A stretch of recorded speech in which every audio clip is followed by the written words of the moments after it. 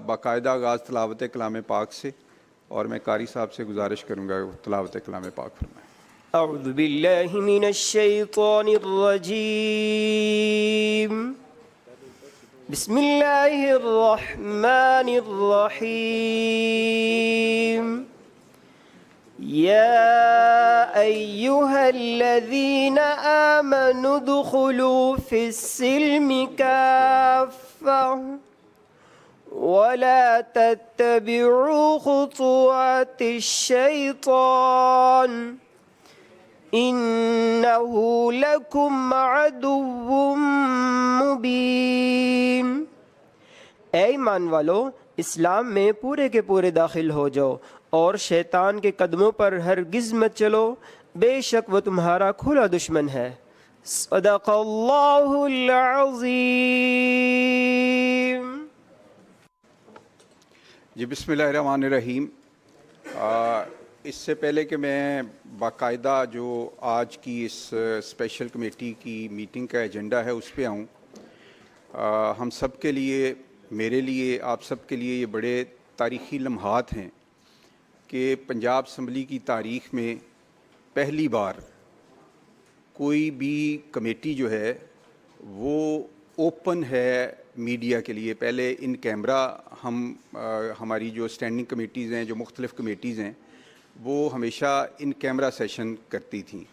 तो हम कभी कभी पंजाब असम्बली में बैठ के या घर में बैठ के जब हम नेशनल असम्बली और सेनेट की कार्रवाई को देखते थे तो हमें बड़ा होता था कि हमारी असम्बलियों में ये क्यों नहीं है। तो जनाब स्पीकर मलक अहमद ख़ान साहब ने जब ये चार्ज संभाला तो पहली सिटिंग जो कुछ सीनियर दोस्तों के, अपोजिशन के और हम ट्रेजरी बेंचेस के दोस्तों के साथ उनकी पहली सिटिंग हुई, वो गैर रस्मी सिटिंग थी, मुझे याद है। तो उसमें उन्होंने इस बात का इजहार किया कि मैं चाहता हूं कि पंजाब असम्बली के जितने भी रूल्स हैं हमारे, और बिलखसूस स्टैंडिंग कमेटीज़ और स्पेशल कमेटीज़ और PACs, प्रिविलेज कमेटी, इनको हमें नेशनल असम्बली और सेनेट के बराबर इनको लेके जाना चाहिए, इनकी वर्किंग को, इनके इख्तियारात को। और उसमें सबसे बड़ी बात ये थी कि ओपननेस। तो उनका ये ख्याल था कि जितना हम इन कमेटीज़ के सिटिंग को ओपन करेंगे उतना ही शफाफियत आएगी। और ये मुसलमा असूल है कि जितनी चीज़ें आप ओपन करते जाते हैं उतनी उसमें बेहतरी भी आती है, शफाफियत भी आती है। तो ये एज़ाज़ जो है ये हमारी इस कमेटी को मिल रहा है कि हम इसको बिल्कुल मीडिया के सामने, कैमरों के सामने अपनी इस मीटिंग को आज हम करने जा रहे हैं। इस पे जहां एक तरफ ये सारी कमेटी मुबारकबाद की मुस्तहिक है, मैं ख़ुसूसी तौर पे अपोजिशन का और उन तमाम मेंबर्स का जो हुकूमत से ताल्लुक़ रखते हैं उनका शुक्रिया अदा करता हूं। और इसके साथ साथ मैं ख़राज तहसीन पेश करता हूं स्पीकर पंजाब असम्बली के कि जिन्होंने इसकी बुनियाद 3 माह पहले जो है वो रखी, और आज हम ये इस नतीजे पे या इस मुकाम पे पहुँचे हैं। और इंशाअल्लाह ताला जो बाकी कमेटीज़ हैं इस हाउस की, स्टैंडिंग कमेटीज़ या PACs या प्रिविलेज कमेटी है, वो भी वक्तन फ़वक्तन इस तरह के सेशन जो है वो किया करेंगी। दूसरी बात जो मैं इसको बाकायदा शुरू करने से पहले मैं चाहूँगा कि एजेंडे पे चूँकि है हमारी लाहौर जिमखाना का इशू है, जो कि एक एडजर्नमेंट मोशन नंबर 195/2024 जो है अमजद अली जावेद साहब ने ये इशू रेज़ किया था असम्बली में।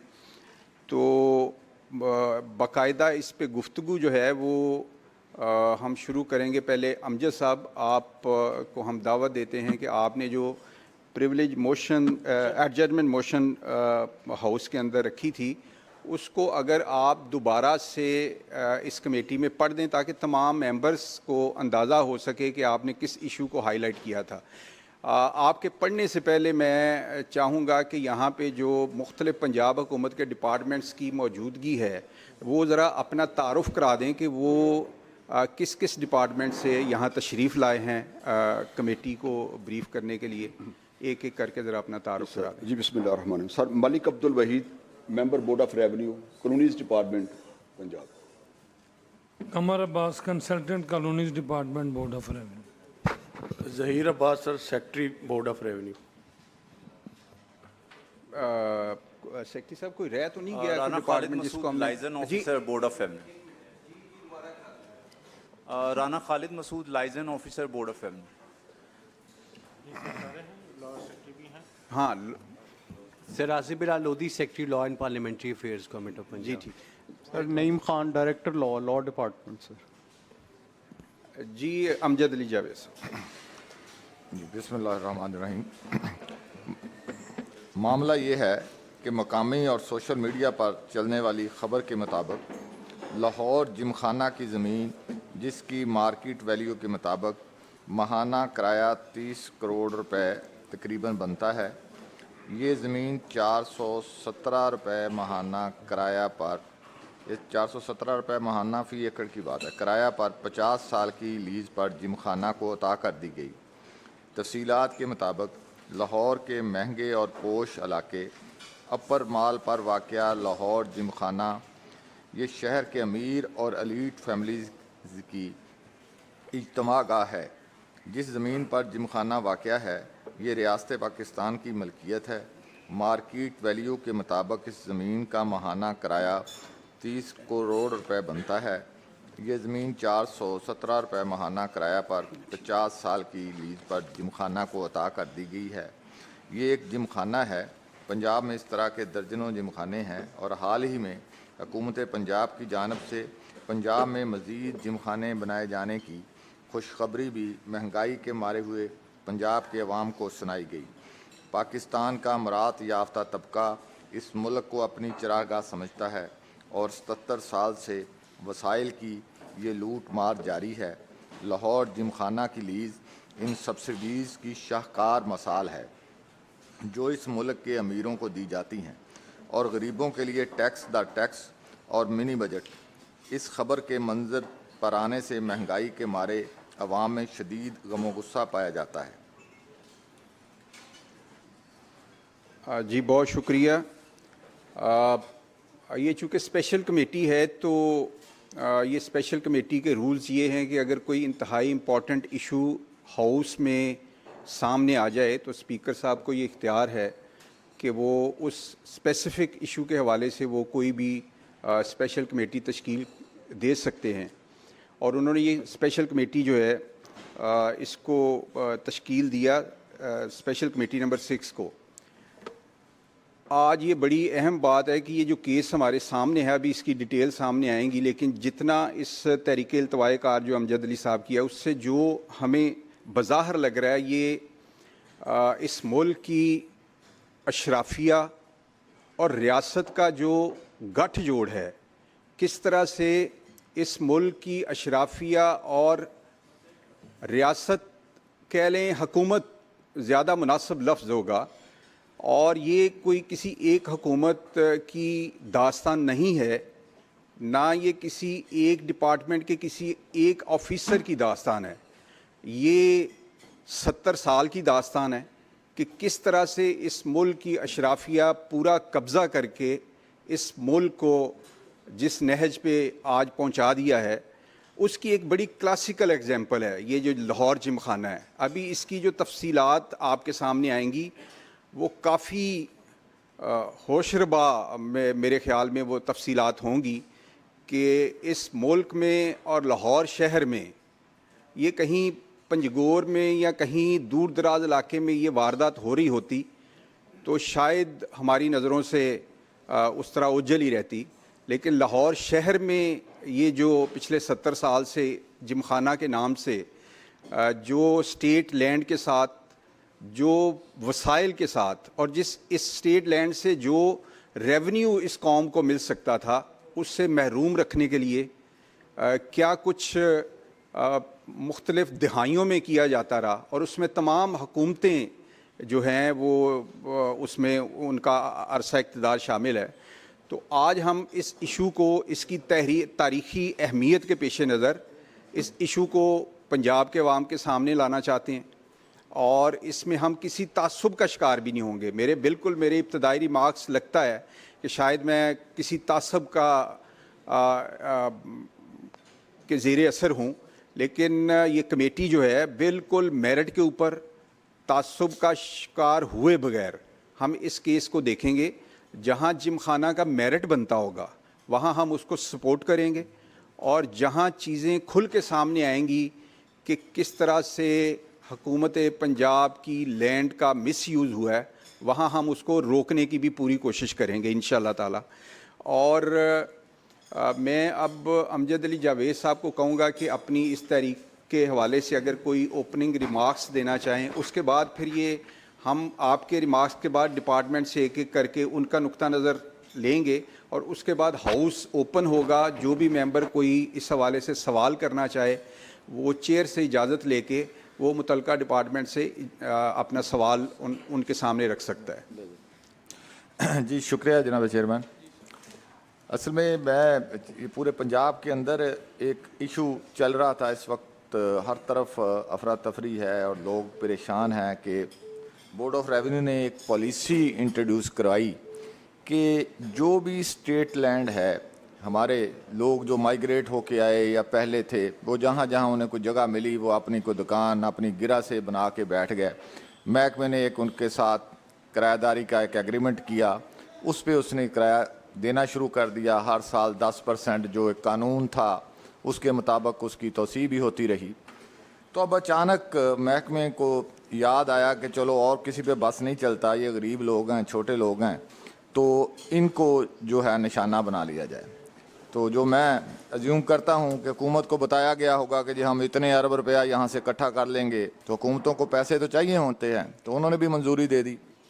तो अब जब इम्पैक्ट आना शुरू हुआ तो पूरे पंजाब में जलसे जुलूस शुरू हो गए। लोग ने हमें अप्रोच करना शुरू किया कि ये हमारे साथ क्या जुल्म हो रहा है। हम 70-75 साल से बैठे हैं। लॉ ऑफ टाट और ईजमेंट कहता है कि जो 30-40 साल एक ज़मीन पर कोई बंदा बैठे तो उसको मलकियत के राइट हासिल हो जाते हैं, और दूसरी तरफ हम किराया भी दे रहे हैं, उसकी हम इनक्रीज़ भी दे रहे हैं जो कानून के मुताबिक। अब कहा जा रहा है कि आपके ये पहले एग्रीमेंट कैंसिल, बगैर किसी नोटिस के, बगैर किसी इख्तियार के अब नए सिरे से नीलामियाँ होंगी। अब इस सोसाइटी में एक बंदा बैठा है, उसने अपना बिज़नेस का सेटअप किया है, उस पर मेहनत की है, पूरी नस्लें लगी हुई हैं, तो दूसरा बंदा शरारत के लिए तो 10,000 की कीमत का 20,000 भी लगा देगा। तो वो पूरी पंजाब के अंदर उसमें एक अलग से हमारी प्रिविलेज मोशन है, मियाँ साकिब खुर्शीद साहब की, राव साहब की, मेरी वो भी है, वो भी सामने है हाउस के स्पीकर साहब ने उस पर अपने रूलिंग भी दी हुई है। तो वो अभी चल रही थी। तो ये मामला नज़र में गुजरा कि एक तरफ तो ये बोर्ड ऑफ रेवेन्यू ये कर रहा है, और दूसरी तरफ खरबों रुपए की मालियत की ऐसी चीज़ें हैं जो चंद दाम पे जो है वो दी हुई हैं, जिसको एक ख़ास तबका जिससे मुस्तफ़ीद हो रहा है। तो फिर क्यों ना पहले वो लोग जिनके पास पैसे देने की कैपेसिटी भी है और उनकी मालियत भी बहुत ज़्यादा है, तो पहले उन्हें क्वेश्चन करें, उनसे पैसे लें, वो दे दें, तो फिर उन गरीब लोगों से भी पूछ लें। तो ये इसका मोटिव था। ये एक तो चीज़ सामने आई है। इस तरह क्या पूरे पंजाब के अंदर जिमखाने भी हैं और क्लब भी हैं, और भी बहुत सारी इस तरह की तो इश्गाहें होंगी।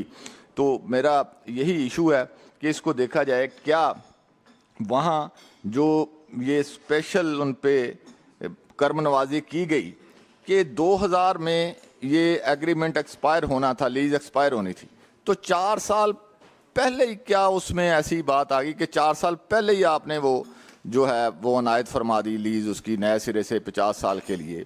तो उसमें भी एक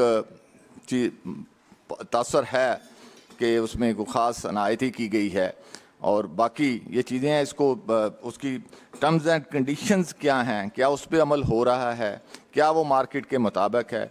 अब बोर्ड ऑफ रेवेन्यू ने एक अपना सर्कुलर जारी किया है कि जिसके मुताबिक नए सिरे से ये सारी चीज़ें, कोई भी ऐसी चीज़ जो है वो इसको ख़ास स्पेसिफिक, बल्कि ये कहा गया है, गालबन महकमा बताएगा कि इतने % जो आप नए जिमखाना बनेंगे उसके लिए भी ये है कि जो मार्केट प्राइस है, मार्केट प्राइस की एक स्पेसिफिक % उनसे ली जाएगी। भाई वो उनसे ली जा रही है, तो फिर यहाँ क्या है? तो अपने ही आप असूल को खुद से कंट्राडिक्ट कर रहे हैं। तो इसका जो है ज़रूरी है उसको देखा जाना, और जहाँ जहाँ कोई कमी कताई हुई है उसको देखा जाए, और इस जो एक स्पेशल कंसिडरेशन है इसको ख़त्म करके मार्केट के मुताबिक इसका किराया मुतय्यन किया जाए, जो दूसरे जिमखाना के लिए है, जो दूसरे छोटे दुकानदार के लिए है, वही कानून और रसूल इस पर लागू किया जाए। क्या ये मुमकिन है कि आप एक दुकानदार जो आधे मरले की दुकान बना के बैठा है, जिसमें उसने अपनी ज़ाती गिरा से मलबा चीज़ें बनाई हैं, उससे जो पैसे मांग रहे हैं, ये जहाँ वो फंड भी जो लगे हुए हैं वो भी गवर्नमेंट के लगे होंगे उसके ऊपर, तो क्या इनसे आप क्वेश्चन कर सकते हैं कि भाई हम आपको भी री ऑक्शन करने जा रहे हैं? करें क्वेश्चन ताकि पता चले कि कितनी की अथॉरिटी है महकमे की और गवर्नमेंट की, तो इनसे क्वेश्चन करें ना, तो फिर नीचे भी पूछ लिया जाए। बस मेरी यही अर्ज है। अच्छा जी, एक जो ऑफिसर्स रिप्रेजेंट कर रहे हैं डिपार्टमेंट्स को, वो ये बता दें कि ये जो स्पेशल कमेटी नंबर 6 के TORs हैं, ये आपको मिल चुके हैं? जी सर, मिल चुके हैं जी। मिल चुके हैं। तो अभी आप इन TORs को जहन में रखते हुए आपका कोई जवाब आया है या आप यहाँ कमेटी को बताना ज़रा पसंद फरमाएं? जी बिस्मिल्लाहिर्रहमानिर्रहीम। सर, इसकी मैं थोड़ी सी बैकग्राउंड, जब से जिमखाना स्टार्ट हुआ था, थोड़ी सी शॉर्ट इसकी हिस्ट्री बता दूंगा, फिर जैसे जैसे इसका डिसीजन आते रहे वो भी मैं कोशिश करूँ एक्सप्लेन करने की। सर, ये कि जो टोटल लैंड है 117 एकड़ है, और ये फर्स्ट टाइम लीज आउट की गई थी 1913 में। गवर्नमेंट ऑफ इंडिया ने लीज आउट किया था इसको, और उसका रेंट उस वक्त मुकर्रर गया 1600 रुपया। और सर ये उसके बाद जो सेकंड इसकी एक्सटेंशन हुई थी वो 2021 में हुई थी, और वो 40 साल के लिए थी, और उसका भी जो रेंट था वो सेम रखा गया 1600 रुपया ही। इसके बाद जो इसकी थर्ड टाइम इसकी एक्सटेंशन हुई है वो 1960s में हुई है, और मज़ीद 40 साल के लिए, और जो रेंट था उस वक्त 1600 रुपया सालाना वो सेम रखा गया। इसकी लीज़ एक्सपायर होनी थी 2000 में, और जो जिमखाना क्लब उसने मूव किया 1996 में, और इसको फिर मज़ीद इसकी एक्सटेंशन दे दी गई 2050 तक, और इसका जो रेंट था वो 5000 रुपया सालाना मुकर्रर किया गया। और सर इसमें जो दूसरा क्वेश्चन था जी, दूसरा जो बाकी पंजाब में जिमखाना बन रहे हैं, ये गवर्नमेंट के टेकर गवर्नमेंट के दौर में बाकायदा कैबिनेट एक पॉलिसी अप्रूव की, हमारे उससे पहले पॉलिसी नहीं थी जिमखाना की, जिसमें ये किया गया कि जो करंट मार्केट रेंट है उसका 10% जो है ना वो जो नए जिमखाना बनेंगे उनसे रिसीव किया जाएगा, और उसकी बाकायदा टर्म्स एंड कंडीशन भी सेटल की गई। इस तरह जिमखाना की भी कोई टर्म्स एंड कंडीशन थी वो भी सेटल की गई उस वक्त जब इनको अलॉट हुई थी। चूँकि ये गवर्नमेंट की अप्रूवल के साथ जिमखाना की एक्सटेंशन हुई है, और जो नए जिमखाना बन रहे हैं उसकी भी कैबिनेट ने अप्रूवल दी थी, उसके बाद ये पॉलिसी नाफिज की गई है। और इसमें एक और TORs में था कि जो रेलिवेंट कोर्ट्स की जजमेंट्स आई हैं उसके मुतल्लिक भी बताया जाए। जो honourable supreme court of Pakistan की जजमेंट्स थी वो जिमखाना की जो लीज एक्सटेंशन हुई थी उसके बाद आई हैं, कि जो भी इसमें फ्रेश प्रोसीडिंग होगी उसमें ओपन ऑक्शन की जाएंगी। इसमें स्पेशली जो पेट्रोल पंप से उनकी लीज भी जो गवर्नमेंट ने कैंसिल कर दी वो तमाम ओपन ऑक्शन में जा रहे हैं, और फर्दर जो भी आएगा, जो भी लीज अगर होगी तो उसका ये प्रोसीजर उसको और इसी को मद्देनजर रखते हुए जो नई एसोसिएशन बनाई गई थी जिमखाना क्लब की अलॉटमेंट लीज की, वो भी इसी को मद्देनजर रखकर बनाई गई। सुप्रीम कोर्ट जजमेंट के बाद 23 में नई पॉलिसी बनी थी जी। और जो रिप्रेजेंट कर रहे हैं सर, आप नहीं, सवाल बाद में, ज़रा सवाल पहले सारे सब की कॉलोनी से। जी सर, मैं मेंबर कानूनी बोर्ड ऑफ रेवेन्यू। अच्छा, बोर्ड ऑफ रेवेन्यू और लॉ डिपार्टमेंट, ज़रा अपनी इसमें हमें। सर बिस्मिल्लाहिर्रहमानिर्रहीम। सर ये जो क्वेश्चन है मैं TORs के हिसाब से सर कुछ जैसे आपने कहा है उस हिसाब से बात करूँगा सर। इसमें जो पहला सर पॉइंट था वो ये था कि जी हम इसकी लीगैलिटी और इसकी अप्रोप्रिएटनेस और public interest of the current lease agreement between Lahore Gymkhana club and Punjab government को एग्जामिन करें। अच्छा सर, हमने इसके लिए इनसे कुछ डॉक्यूमेंट्स सीख किए थे डिपार्टमेंट से, और हमें कुछ डॉक्यूमेंट्स मिले हैं। इसमें 1913 का जो पहला इनका एग्रीमेंट था, 1913 में जो एग्रीमेंट हुआ था, जो कि उस ज़माने में secretary of state for India in council और लाहौर जिमखाना एसोसिएशन के दरमियान किया गया था। ये Lahore Gymkhana association Indian companies act के तहत रजिस्टर्ड थी और उनके साथ सर ये एग्रीमेंट इनिशियल हुआ था जिसका हवाला मेंबर साहब ने दिया है। और उस एग्रीमेंट के अंदर कुछ क्लॉजेस थी, वो बेसिकली इसको गोल्फ के लिए और जो फैसिलिटी थी उस पर्पस के लिए इस्तेमाल करने के लिए उनको इजाज़त उस वक्त दी गई ये थी। लैंड कितनी थी? सर ये लैंड तो वही सेम है, लैंड में कोई इजाफा नहीं हुआ, ये उतनी ही है। नहीं, ये पहले ये 1913 में ये जो जिमखाना है ये किस जगह पे था? थोड़ा सर, इसी मियाँ मीर, इसको ना मियाँ मीर कैंट एरिया, इसको मौजा कहते हैं सर। ये एग्रीमेंट तो वही है, बाकी detail sir board of revenue इसके हवाले से बता जी, सकेंगे। आप जरा बता सकते हैं ये लाहौर जिमखाना जिस जगह पे है 1913 में कहाँ था? सर यहीं पर था जी, as per- नहीं, जिमखाना की तरफ नहीं था। नहीं, ये जरा confusion है इसमें। आपकी लाइब्रेरी है ना, कायद-ए-आज़म लाइब्रेरी जी, इधर था उस वक्त। हाँ ठीक। सर ये जरा वजाहत हो जाए। मैं जी सर, कायद-ए-आज़म लाइब्रेरी के पीछे ना एक ग्राउंड है, जिमखाना क्रिकेट क्लब कहलाता है, जिसका वो भी जिक्र है आगे, जी, वो भी जिक्र है। 3.5 एकड़ जी, पे जी, है। चूंकि वो लैंड थी एग्रीकल्चर डिपार्टमेंट के उस वक्त, तो इसके एडमिनिस्ट्रेटिव कंट्रोल एग्रीकल्चर डिपार्टमेंट का था। एग्रीकल्चर डिपार्टमेंट ने उनको लीज आउट किया था जिमखाना क्लब को, वो एक सेपरेट एग्रीमेंट था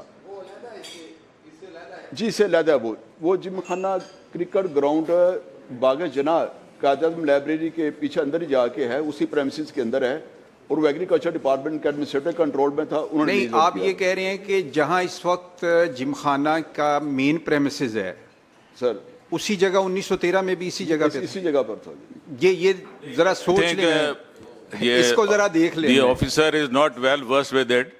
ये Gymkhana club originally governor house के बिल्कुल ऑपोजिट होता था, बिल्कुल। तो ये थोड़े तो चाचा जी मेंबर सी जी, तो वो जो था ना, then it was move to the other place. ये इस पे बाद में गया है। ये मैं जानबूझ के, मेरे जहन में कुछ है कि ये क्लैरिटी के साथ आए कि 1913 में किस जगह पे था। इसमें चेयरमैन साहब मेरा भी ये एक मुझे question है। मुझे इसकी एक मिनट मुझे इसकी वजाहत चाहिए कि 1913 में ये किस जगह पे था और फिर किन वजूहात की बुनियाद के ऊपर आपने जो मौजूदा जगह है इसकी तरफ आपने शिफ्ट किया। ये दो बड़े सवाल हैं जो नोट कर लें आप। चेयरमैन मेरा इसमें एक उस सवाल वक्त कितनी जगह थी, ठीक है, और इस वक्त साहब ज़ारे जो इस वक्त है वो तो आ गया है कि 117 एकड़ है जगह, प्लस 3.5 जो है वो उस पर भी आपका कब्ज़ा है, इसका जिमखाना का जो क्रिकेट ग्राउंड है। तो लॉ डिपार्टमेंट ज़रा कर ले, फिर मैं मेंबर्स के लिए ओपन करूँगा। लॉ डिपार्टमेंट ज़रा अपनी मुकम्मल। सर हम जो मैं सर जो अर्ज कर रहा हूँ वो basically it is based on the documents which have been provided to the law department. There might be other documents which obviously board of revenue has in possession और probably Lahore Gymkhana club has some other documentation. Anyway sir, उस agreement के तहत जो 1913 में हुआ था, उस agreement के तहत परमानेंट स्ट्रक्चर्स बनाने की इजाज़त नहीं थी। ये 1930 का उसका सेक्शन 2 ये बड़ा क्लियरली कह रहा है। और उसके अंदर उसकी जो रेवोकेशन प्रोविजन थी सेक्शन 4 की, उसमें लिखा हुआ the secretary of state may at any time by notice in writing cancel the agreement and revoke the licence hereby granted if at any time the yearly sum agreed to be paid by the Gymkhana within the 60 days in arrear, कि अगर वो 60 दिन तक payment नहीं करते तो वो इसको ख़त्म भी कर सकते। मीन्स कि उसके अंदर रेवोकेशन की पावर्स उनको सेक्रेटरी ऑफ स्टेट के ने अपने पास रखी थी। उसके बाद सर 1921 में जो नेक्स्ट एग्रीमेंट हुआ, it was done through an agreement. Legally speaking ये उस तरह से बेसिकली दो पार्टीज, एक लेसी और एक जो लेसर है, वो उनके दरमियान एग्रीमेंट हो रहा है। दूसरा था सर ये 1921 का, उसके अंदर भी सर बेसिकली कुछ कंडीशंस लगाई गई थी और वो 1600 रुपये डिटर्मन हुआ पैसों के शक्ल में, एनुअल रेंट की फॉर्म में। और उसमें परमिशन से मशरूत कर दिया गया था कोई भी लैंड के अंदर अगर तब्दीली की जाएगी तो उसको इन राइटिंग अप्रूवल लेनी है गवर्नमेंट से। इसी तरह से उन्होंने कहा था कि कोई परमानेंट स्ट्रक्चर्स यहाँ नहीं बनाए जाएंगे और अगर कुछ बनाए जाएंगे तो जिस टाइम आप वकेट करेंगे, जब भी गवर्नमेंट का एग्रीमेंट ख़त्म होता है, तो इसको सारे को डिसमेंटल किया जाएगा। तो इस तरह की कुछ कंडीशंस जो हैं राइट्स को इन्फोर्स करने के लिए दी गई थी। और उसके बाद सर हम आ जाते हैं 1960। 1960 का जो एग्रीमेंट है वो सिर्फ एक लेटर की फॉर्म में है। पहले जो 1913 और 21 का है वो हमारे पास अवेलेबल है इन the form of a contract. 1960 में उन्हीं टर्म्स एंड कंडीशन को जो पिछली थी इस लेटर के अंदर उन्हीं टर्म्स एंड कंडीशन को रीट्रेट करते हुए 1600 रुपए को आगे अगले 40 सालों के लिए 2000 तक ये कर दिया गया। 1996 में जो अगली एनहेंसमेंट हुई है जो इसकी कॉन्ट्रैक्ट की वो 21 अप्रैल 1996 को हुई है और ये एग्रीमेंट चूँकि 1960 से 2000 तक 40 साल के लिए था तो उन्होंने 96 में ही इसको 2000 से लेकर 2050 तक 50 सालों के लिए नेक्स्ट 50 ईयर्स के लिए 96 के इस लेटर के तहत एग्रीमेंट कर दिया था और उसकी जो टोकन वैल्यू थी वो 5000 रुपये डिटर्मिन कर ली गई थी। फिर 2023 में पिछले साल केयर टेकर रजीम में ये बोर्ड ऑफ रेवेन्यू ने एक मूव किया हमारे लिए स्टेटमेंट ऑफ कंडीशंस के लीज़ की स्टेटमेंट ऑफ कंडीशंस जो है ना वो कैबिनेट से अप्रूव होती है। इससे पहले कोई स्टेटमेंट ऑफ कंडीशंस अलग से एग्जिस्ट नहीं करती थी इन क्लब्स के हवाले से। बाकी तो नेचुरली हैं, बहुत सी डे टू डे करते रहे हैं। तो उस स्टेटमेंट ऑफ कंडीशन को फिर कैबिनेट ने रिव्यू किया और रिव्यू करके सर उन्होंने इसको अप्रूव कर दिया और उसकी जो 2-3 जो पॉइंट्स हैं अगर आप कहें तो मैं पढ़ देता हूं सर। इस नोटिफिकेशन ये नोटिफिकेशन है सर 10 मई 2023 का। इसका जो पहली शिक है ये जिमखाना क्लब्स के हवाले से in exercise of the powers conferred under sub section 2 of the section 10 of colonization of government lands Punjab act 1912 Governor of the Punjab is pleased to issue the following statement of the conditions for the grant of leases of specified state land for establishment of Gymkhana clubs in Punjab with immediate effect. Number 1, the rent of the state land may be charged at 10% of the current market rate as assessed by the District Price Assessment Committee and approved by DPAC with 5% annual increase. ये पहली शिक है sir कि जो भी market rate में जो rent बनता है उसका 10% इन क्लब्स के साथ लिया जाएगा। दूसरा है the lease period shall be 15 years extendable कि 15 साल का एग्रीमेंट करेंगे और उसको एक्सटेंड किया जा सकता है। Government servants will be charge subsidised rent for stay. Government servants shall get 80% concession in the membership fees of the respective clubs. The club shall promote sports activity and arrange for tournaments and competitions. And number 6, the member colonies Board of Revenue Punjab may be authorized to approve or sanction the land on the above terms and conditions. So member colonies को उन्होंने authorize कर दिया not only for this club बल्कि पंजाब में अगर कहीं भी इस किस्म की स्पोर्ट्स एक्टिविटी के लिए जिमखानास बनाए जाते हैं जो कि जनरली वॉलंटरी ऑर्गेनाइजेशंस होती हैं तो उनके लिए ये फैसिलिटी दे दी गई। तो सर ये सिचुएशन है। एक सर और क्वेश्चन जो कि इसमें था कि जी जजमेंट्स जो आई हैं मुख्तलिफ कोर्ट्स की, इसमें सर 3 जजमेंट्स का जनरली हवाला दिया जाता है। उसमें से एक तो सर 12/1/2019 की जजमेंट है जो कि HRC नंबर 69152 में सुप्रीम कोर्ट ने दी थी और वो बेसिकली था ये जो पेट्रोल पंप्स के हवाले से लाहौर के 24 साइट्स का एक इशू था जिसमें उन्होंने कहा था कि विदाउट ओपन ऑक्शन आप इसको नहीं कर सकते। तो वो डायरेक्शन पास हुई थी कि उसको आप बाकायदा ऑक्शन करेंगे जो कि नेचुरली डिपार्टमेंट ने कंप्लाई भी की थी। दूसरी जो HRC है वो HRC 7581P, उसके साथ ये 3 और थी वो क्लब हुई थी, इसमें बार्स के भी इशूज़ थे। उसमें उन्होंने अलॉटमेंट ऑफ स्टेट लैंड की बात थी कि चीफ मिनिस्टर को ये इख्तियार उस तरह से सेपरेटली दिया है या नहीं है। तो वो उसमें वो गवर्नमेंट के लिए डिटर्मिन किया गया था कि ये गवर्नमेंट का डिसीजन है और under certain policies and conditions होगा, अनरिस्ट्रिक्टेड कंडीशंस नहीं हो सकती।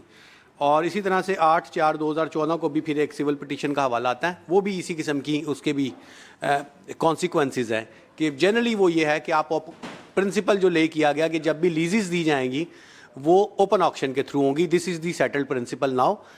बोर्ड ऑफ रेवेन्यू का स्टैंस ये है कि चूँकि ये agreements prior to these judgments हुए हैं तो जजमेंट्स का रेट्रोस्पेक्टिव इफेक्ट नहीं है। ये सर डिबेटेबल बात है, इट कैन बी डिस्कस्ड और नेचुरली हम भी सर थोड़ा मज़ीद इसके ऊपर आपसे टाइम सीक करेंगे।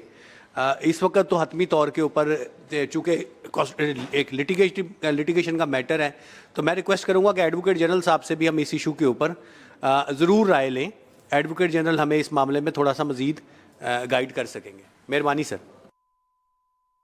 हाउस को मैं ओपन करूंगा, चेयर से इजाज़त लेके एक एक मेंबर जो भी सवाल होगा, लेकिन सेक्रेटरी लॉ ये जितने भी एग्रीमेंट्स हैं ये आप कमेटी को प्रोवाइड करेंगे।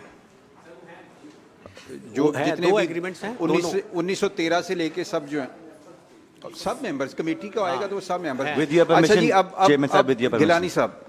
Thank you very much chairman साहब। सबसे पहले तो Indeed it's a historic day for the Punjab assembly. हम एक ओपन हेयरिंग कर रहे हैं, इसका क्रेडिट मैं समझता हूँ स्पीकर साहब को जाता है। सेक्रेटरी लॉ ने बड़ा अच्छा ब्रीफ किया है और कॉन्ट्रैक्ट के ऊपर भी, जो करंट कॉन्ट्रैक्ट है उसके ऊपर भी। मेरा बुनियादी तौर पे 2 सवाल हैं मेंबर जो हैं बोर्ड ऑफ रेवेन्यू से। पहले नंबर पे तो क्या जो परमानेंट स्ट्रक्चर बनाने के लिए जिम खाना ने कभी आपसे कोई परमिशन सीख की हो? मेरा बुनियादी एक पहला सवाल ये है। और मेरा दूसरा सवाल मेंबर से ये होगा कि जिम खाना का जो प्रिंसिपल अकाउंटिंग ऑफिसर है वो कौन है और क्या वो ऑडिट करवाते हैं अपना रेगुलरली उनसे? क्योंकि मैं पीएससी का सर मैं चेयरमैन भी हूँ, तो हमें सेक्रेटरी लॉ ने ये ब्रीफ किया है कि जिम खाना जो है वो जब से बना है उसका ऑडिट नहीं हुआ और वो ऑडिट रिफ्यूज़ भी करता है पब्लिक अकाउंट्स कमेटी को। तो क्या ये इस बारे में भी कमेटी को ब्रीफ करेंगे कि इसकी अकाउंटिंग, इसका ऑडिट जो है वो पब्लिक अकाउंट्स कमेटी कर सकती है या नहीं कर सकती? बहुत शुक्रिया। नहीं, मेरा ख्याल I like to add one thing कि जो गिलानी साहब ने कहा है ना, the which is any club which is non profit या नॉन प्रॉफिट ऑर्गेनाइजेशन है, उधर रेवेन्यू जनरेट हो रहा है कमर्शियल एक्टिविटी से। जब कमर्शियल एक्टिविटी होती है they are bound to go for the audit. और डीजी आपका है जो सेक्रेटरी लॉ साहब ने उसे बताया था, अगर ये हो रहा are they paying income tax और not, are they paying the required taxes के? और इनकम ना भी हो, seed money, where seed money is involved of Punjab government, वो ऑडिट के लिए एक्सपोज है। Government Punjab is bound to go for audit of any club which is with this affair जिधर आपकी कमर्शियल एक्टिविटी हो रही है। ये जितने क्लब में इनके चीफ सेक्रेटरी और डीसी वगैरह हैं, तो इनके ऑडिट कौन करेगा? ये जिमखाना का जो चीफ सेक्रेटरी है और ऑर्डर है, ये जो सेक्रेटरी साहब हैं ये भी उनके अंडर हैं और सेक्रेटरी कानून भी और सारे। राणा साहब ये कमेटी किसी के अंडर नहीं है सर। ये कमेटी तो अंडर नहीं है, लेकिन देखें आगे से कैबिनेट में भी लोग उनके बैठे हुए हैं, हर जगह बैठे हुए हैं, तो कैसे ये सारा पॉसिबल होगा? नहीं आप पॉसिबल करेंगे। चेयरमैन साहब, जो राणा साहब जिस बात की तरफ इशारा कर रहे हैं, मैं उसी पे एक मुख्तसर सी बात करना चाहूँगा। आपसे दरख्वास्त है कि यहाँ पे जो हम मेंबर्स इस वक्त बैठे हुए हैं बशमूल सिविल सर्वेंट्स के, हम एक disclosure of conflict of interest भी करवा लें। यहाँ पे जो मेंबर्स इस वक्त कमेटी में बैठे हुए हैं, इनमें से कितने लोग जिमखाना क्लब के मेंबर्स हैं? Very pertinent. I am not a member.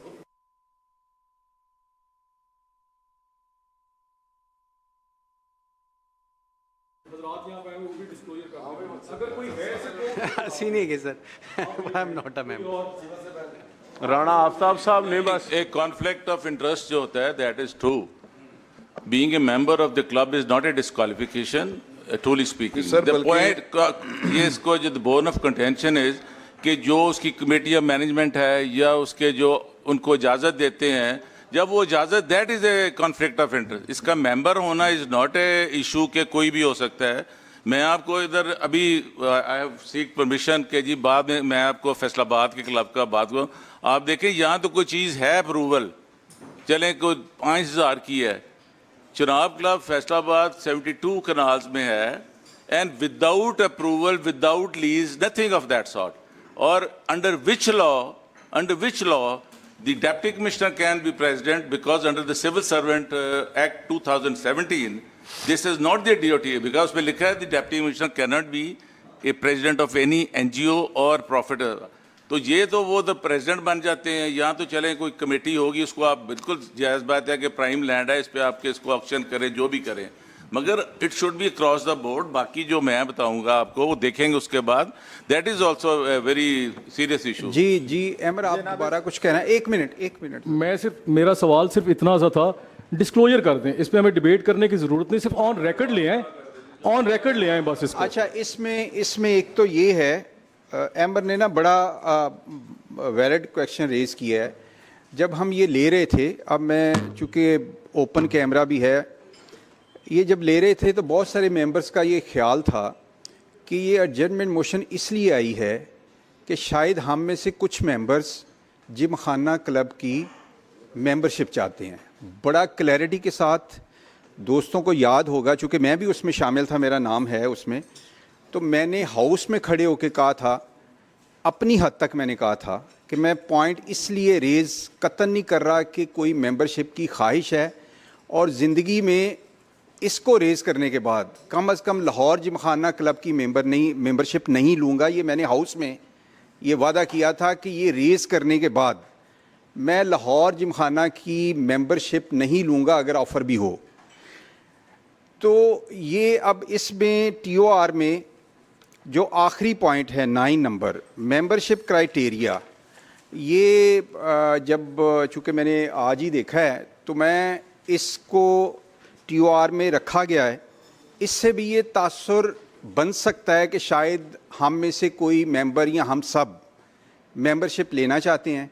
मैं हाउस की इजाज़त से ये जो मेंबरशिप क्राइटेरिया है ये TORs में से ये इसको मैं ख़त्म करता हूँ। डिलीट करें जी इसको डिलीट करें। ये तासुर, एक मिनट मुझे बात मुकम्मल कर लेने दें। एक तो ये है, अगर आप इजाज़त दें तो इसको डिलीट किया जाए। इससे ये परसेप्शन बन सकता है कि हम शायद क्राइटेरिया की आड़ में कोई मेंबरशिप की बात करना चाहते हैं, कतन नहीं है।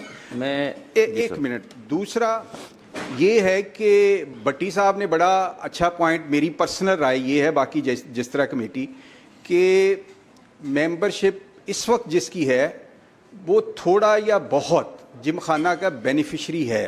अगर उसको 5,000 रुपये आप दे रहे हैं और उसके सम्राट जो है वो मेंबर्स ही उठा रहे हैं, अगर ये ज़्यादती हो रही है तो वो किसी ना किसी हद तक मेंबर्स उसके बेनिफिशरी हैं। तो यही कॉन्फ्लिक्ट ऑफ इंटरेस्ट होता है।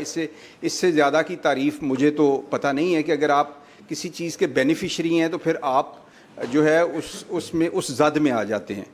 तो उस पर भी ये अपना एक इखलाकी एक सवाल है जो एम्बर ने उठाया। कोई कमेटी उस तरह से किसी को पाबंद नहीं करती कि वो मेंबरशिप रखे, कोई MPA या विड्रॉ करे। ये बिल्कुल हम किसी को डायरेक्शन उस तरह से नहीं ना दे सकते हैं ना देनी चाहिए। ये इखलाकी सिर्फ सवाल है एमर साहब ने जो उठाया है।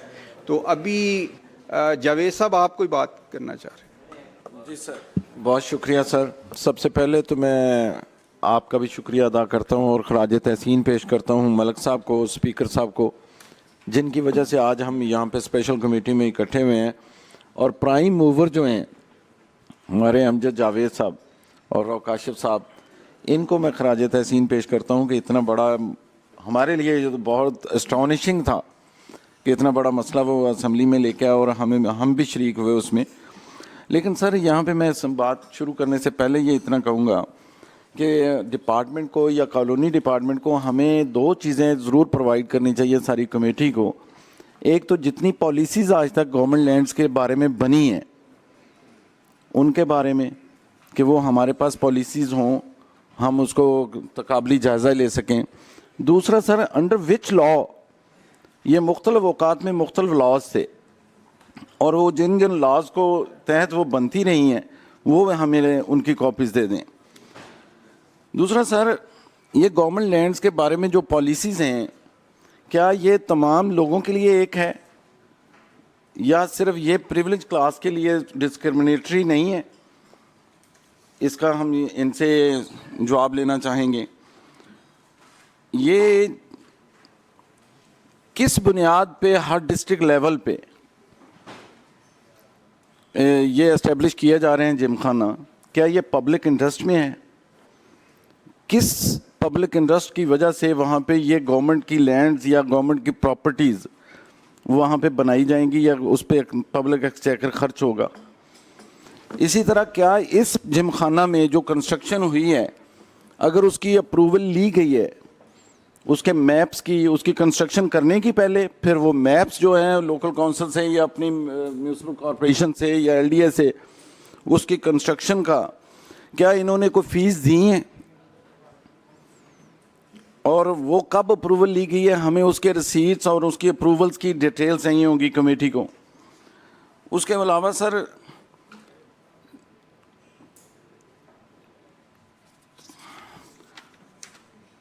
ये कितना कितना पैसा आज तक गवर्नमेंट एक्सचेकर में जमा हुआ है और कितने टैक्सेस इन्होंने दिए हैं, क्या वो उसकी डिटेल हमें मिल सकेगी?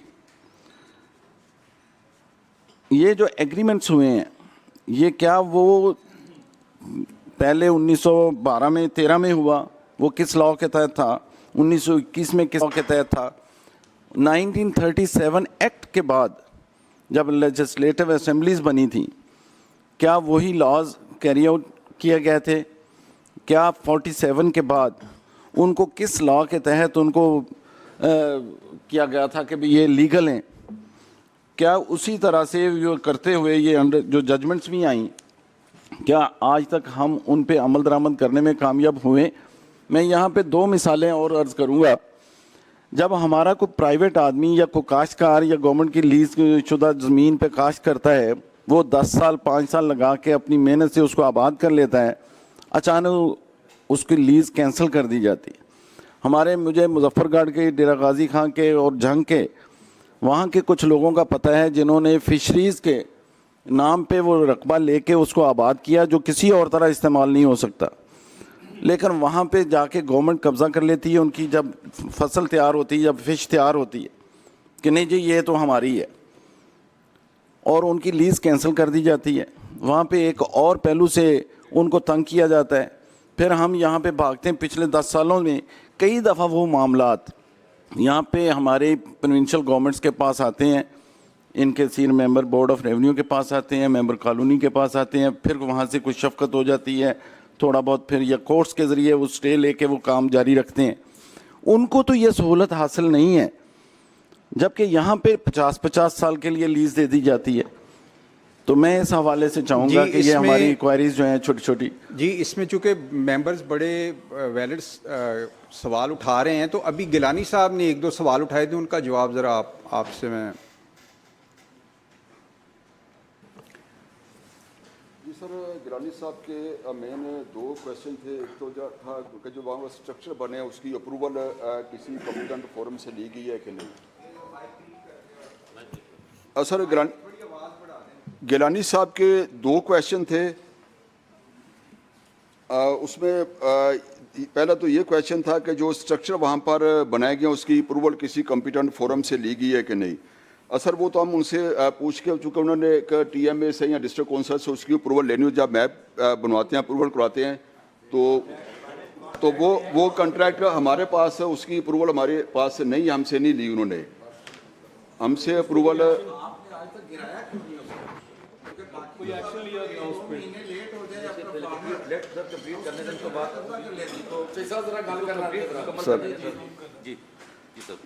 अच्छा सर, उसमें दूसरा था कि जो उनके प्रिंसिपल अकाउंटिंग ऑफिसर हैं या उनके अकाउंट्स का कभी ऑडिट किया गया है? चूँकि वो हमारे परव्यू में नहीं आता, हमने तो उसका ऑडिट कभी नहीं किया। बाकी अगर हाउस की ये है तो हम उनसे इन राइटिंग उनसे पूछ लेंगे, बताएं जी आपका ऑडिट कौन सी रिजीम करती है, कितना आपका इनकम है या कितना आपका एक्सपेंडिचर है और कितनी आपने इसके ऊपर इनकम टैक्स पे किया है, वो पूछ लेते हैं। बाकी मेंबर के हवाले से एक मेंबर ने क्वेश्चन किया था कौन है, मैं तो उस जिमखाना क्लब का भी मेंबर नहीं हूँ। 2011 में मैंने अप्लाई किया, अभी तक मुझे मिली नहीं है। कल को मिल जाए तो वो जब टर्न आएगी उस वक्त मिलेगी। तो अच्छा मुझे मेरा एक मिनट ज़रा, एक मिनट अगर आप अलाउ करें तो एक मिनट ज़रा, इस तरह नहीं, अपना लॉ सेक्रेटरी से मुझे चाहिए कि ये 2021 या 22 में ये एक बार पहले भी पिछली असेंबली में ये इशू रेज़ हुआ था और वो फोकस था मेंबरशिप के हवाले से ना, हम उसको नहीं कर रहे हैं। उसमें जो सेक्रेटरी लाहौर जिमखाना थे उन्होंने ये कहा कि हमारी जो ये एक हम प्राइवेट एंटिटी हैं और हम जो रजिस्टर्ड हैं वो रजिस्ट्रार स्टॉक कंपनीज़ के पास रजिस्टर्ड हैं, इसलिए हम किसी को जवाबदेह नहीं है। ये बिल्कुल ये रिटर्न, ये मैंने मिनट्स निकलवाए हैं जो 21-22 में जब परवेज़ इलाही साहब स्पीकर थे तो उस वक्त भी एक मेंबर ने ये इशू रेज़ किया था, तो उस पर एक कमेटी बनी थी और वहाँ उन्होंने जवाब दिया था कि हम अल्लाह के बाद किसी को भी यानी पाकिस्तान के किसी कानून को, ये लिखा हुआ है मेरे पास, मैं इसलिए ये मिनट्स में लिखा हुआ है कि उन्होंने कहा था कि हम किसी को जवाबदेह नहीं हैं। सर ये जरा हम कोट कर private दें प्लीज entity मीडिया के हैं। लिए। जी ये जो कोट कर दें प्लीज मीडिया के लिए। हाँ, ये उस वक्त थे रिजवी साहब थे, कोई सेक्रेटरी लाहौर जिमखाना, उन्होंने कहा कि हमारा जिमखाना प्राइवेट एंटिटी है and it has been registered with the registrar stock companies as per stock companies act 1984। तो ज़रा इस पे मुझे, चूँकि उस वक्त जो कमेटी थी उसके मद्देनज़र कुछ और चीज़ें थी, सीधी बात कहूँ वो मेंबरशिप लेने के लिए ये सारा कर रहे हैं। हमारा कतन नुक्ता नज़र मेंबरशिप लेना नहीं है, इस मामले को दुरुस्त करना है। तो ये बताएं इस पे जो उन्होंने मौक़िफ़ लिया था, लॉ डिपार्टमेंट इस पे क्या अपनी राय रखता है? सर एक मिनट, मैं आपको बताना चाहता हूँ, मैं उस कमेटी में था, लेकिन उस कमेटी का भी मकसद ये नहीं लेना थी मेंबरशिप वगैरह, लेकिन कई ऐसे अवामल थे जिसने ये आगे नहीं आने दिया। राना साहब मेरे पास वो मिनट्स हैं ना जो मैंने निकलवाए हैं, वो अब मैं पढ़ूंगा तो टाइम्स आया होगा, वो सारा फोकस जो है ना वो मेंबरशिप पे था। ये मेरे पास पेपर हैं, बाकायदा कहा गया कि जी मेंबरशिप क्यों नहीं हमें दे रहे, ये बाकायदा उसमें। जी शाह साहब, मलक साहब पहले कर लें। Sir thank you very much. बड़ी आपने आज की जो मीटिंग है उसके हवाले से मैं समझता हूँ ये बड़ा ख़ास अल्लाह का करम है हमारी असम्बली के लिए, और लोगों के इंटरेस्ट को वॉच करने के लिए पहली दफ़ा तारीख में हो रहा है कि ये इन कैमरा सेशन जो चल रहा है। मैं सर आपसे सिर्फ मुख्तसर रखते हुए अपनी बात को दो सजेशंस देना चाह रहा हूँ। अहमद भट्टी साहब ने बड़ा वैलिड सजेशन दिया कि कन्फ्लिक्ट ऑफ इंटरेस्ट का अगर मैटर होगा, इसमें कोई दूसरी राय नहीं है, आपने उसको बड़ा क्लियरली 2-3 दफ़ा कर दिया। हमारा कमेटी का किसी मेंबर का कोई ऐसा इंटरेस्ट नहीं है मेंबरशिप के लिए, बड़ा वाज़ेह है। लेकिन मैं यहाँ पे साथ ये भी सजेस्ट करूँगा कि TOR का पॉइंट 9 है, ये सिर्फ इस हद तक ऑब्जर्वेशन के लिए रखा जाए कि क्या ये जो एक प्राइवेट एंटिटी है जिमखाना, ये मेंबरशिप देते कैसे हैं, ताकि हमने जनरल पब्लिक का इंटरेस्ट देखना है ना सर। और दूसरा यहाँ पे मैं ये सजेस्ट करूँगा कि हमारे ऑनरेबल जो सिविल सर्विस के लोग यहाँ पर बैठे हुए हैं, मैं नहीं समझता कि वो हमसे कोई अलहदा लोग हैं, वो भी हमारे भाई हैं, हम में से हैं। और इस कमेटी की फॉर्मेशन का बेसिक जो मकसद है वो सिर्फ है पब्लिक इंटरेस्ट को वॉच करना। और अनफॉर्चुनेटली ये जिमखाना एक ऐसी बिल्डिंग बन चुका है कि इसके बाहर से आम आदमी तो इसको हसरत से देखता है, उसके अंदर तक नहीं जा सकता। तो फिर कैसे ये प्राइवेट हो सकता है? गवर्नमेंट की लैंड को लेके उसके ऊपर अपनी मर्जी से स्ट्रक्चर खड़े कर रहे हैं, अपनी मर्जी से ये वहाँ पे काम चला रहे हैं, आम आदमी को वहाँ तक एक्सेस नहीं है, वहाँ पे एक ख़ास लॉबी जो है वो सिर्फ उसको ऑपरेट कर रही है। मेरा पूरे हाउस से इंक्लूडिंग सिविल सर्विस के हमारे लोग जो हैं, हमारे मेंबर्स जो हैं, बशमूल चेयरमैन साहब आप और जो हमारे जो असम्बली सेक्रेटरीट के लोग हैं उनके समेत, मैं सबसे ये रिक्वेस्ट करूँगा कि इसको खुले दिल के साथ इसके ऊपर डिस्कशन करें। इसके लिए जो रिकॉर्ड चाहिए कमेटी को, वो लॉ डिपार्टमेंट सेक्रेटरी साहब बड़े हमेशा ही कोऑपरेटिव रहे हमारे साथ, वो रिकॉर्ड भी प्रोवाइड करें, उसको बाकायदा तौर पे उसको प्रोज किया जाए, उसको देखा जाए कि ये किस तरह से होता रहे। और अगर किसी जगह पे गलत हुआ है तो सर ये गवर्नमेंट की लैंड है, पब्लिक के इंटरेस्ट की बात है, तो इसके लिए ये कैसे हो सकता है कि हम इसको अपना, और वो भी इन कैमरा रहे, तो इन कैमरा नहीं भी होता तो हम इसके लिए ओपन फोरम है, हम अपने लोगों के इंटरेस्ट को इंशाल्लाह ताला टेक केयर करेंगे। अपनी हुकूमत के जो मामलात हैं इनके साथ जो भी एग्रीमेंट्स हुए हैं वो सारे इसको देखेंगे। मेरी बड़ी हम्बल सबमिशन होगी आपके तवज्जो से, जितने लोग जिन डिपार्टमेंट्स के यहाँ पर बैठे हैं वो खुले दिल के साथ इसका सारा रिकॉर्ड जो वो कमेटी के सामने लेकर आए, ताकि इसका कोई ना कोई हम पॉइंट निकाल सकें। देखिए अभी बात हुई यहाँ पर जो पिछली कमेटी हुई है, पता नहीं उनका क्या मोटिव होगा, लेकिन इस कमेटी का बिल्कुल ये मोटिव नहीं है। और मैं यहाँ पे ये सजेस्ट करूँगा चेयरमैन साहब कि आप एक अपने ऑर्डर के तहत बेशक इसको अनाउंस कर दें कि we are not willing for any membership, हम किसी मेंबरशिप के लिए नहीं है, और आपका वो ऑर्डर जो है वो इस कमेटी के मिनट्स का हिस्सा बन जाएगा। और हमें बार बार इस बात की यकीन दहानी कराने की कतई ज़रूरत नहीं है। हम लोगों के इंटरेस्ट के लिए बैठे हैं और इंशाल्लाह हम उस इंटरेस्ट को वॉच करेंगे और अपनी पूरी तवानाई सर्व करेंगे इसके लिए, और जो अपने लोगों के हकूक के दफा के लिए कर सके ये कमेटी इंशाल्लाह करेगी। थैंक यू जी वेरी राव मच। काशिफ हमारे को मेंबर भी को मूवर भी हैं। राव काशिफ साहब। जनाब चेयरमैन शुक्रिया। मैं मेंबर कॉलोनी साहब से ये पूछना चाहता हूँ, ये लिखा हुआ पब्लिक इंटरेस्ट के लिए बनाया गया है, वो पब्लिक इंटरेस्ट क्या है हमें भी बता दें, क्या वो पब्लिक इंटरेस्ट पूरा हो रहा है? नंबर 1, आप यकीन करें चेयरमैन साहब, आप जब 2014 में पहली दफ़ा चीफ जस्टिस ऑफ पाकिस्तान ने फैसला दिया नीलाम लीज के बारे में, ऑक्शन के बारे में, आप सिर्फ इनसे पूछ लें क्या उस फैसले पे अमल हुआ 2014 के बाद जो लीज हुई? आप सुन के ये तो आप जिमखाना की बात करते हैं, आप परेशान हो जाएंगे। जो इंडस्ट्री के लिए ज़मीनें लीज की गई बाद में मलके दे दी गई चंद पैसों के बस, ये सब लूट मार का सिलसिला। मैं तो आपसे सजेस्ट करूँगा जिमखाना के साथ साथ इंडस्ट्री जो आज प्री पार्टीशन से पहले जो इंडस्ट्री को ज़मीन लीज की गई उसका नोटिस लिया जाए। भी अरबों रुपए की फैसलाबाद में ज़मीनें इन्होंने देखा, जब पॉलिसी एक नोटिफिकेशन हुआ 2002 में ज़मीनें दे दी गई मामूली पैसों के बस, हालांकि अरबों रुपए की थी उस वक्त भी।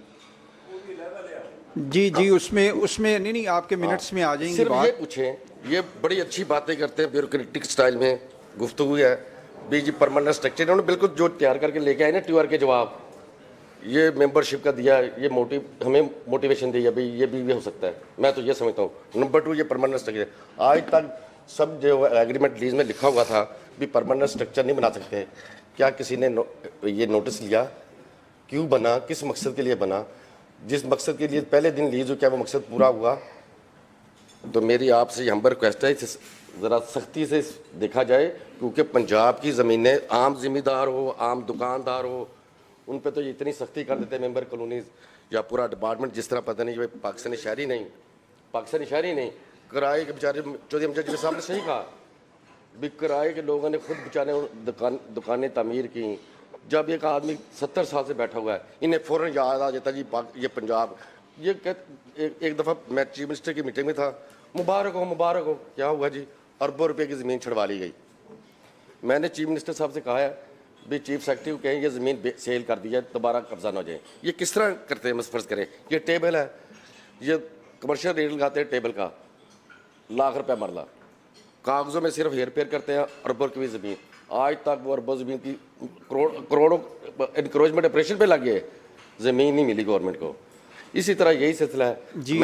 मैं तो ये कहता हूँ इस पे सख्त एक्शन लिया जाए। तमाम लीज 2014 के बाद chief justice of Pakistan Chaudhry Iftikhar ने जो फैसला किया उसके बाद जितनी भी लीज हो यहाँ मंगवाई जाए। जैसे मैडम महविश कच्ची आबादी गिराई जाती है वैसे सुगरा दिया जाए। एक मिनट इजाजत लेके मैडम महविश को बात करना।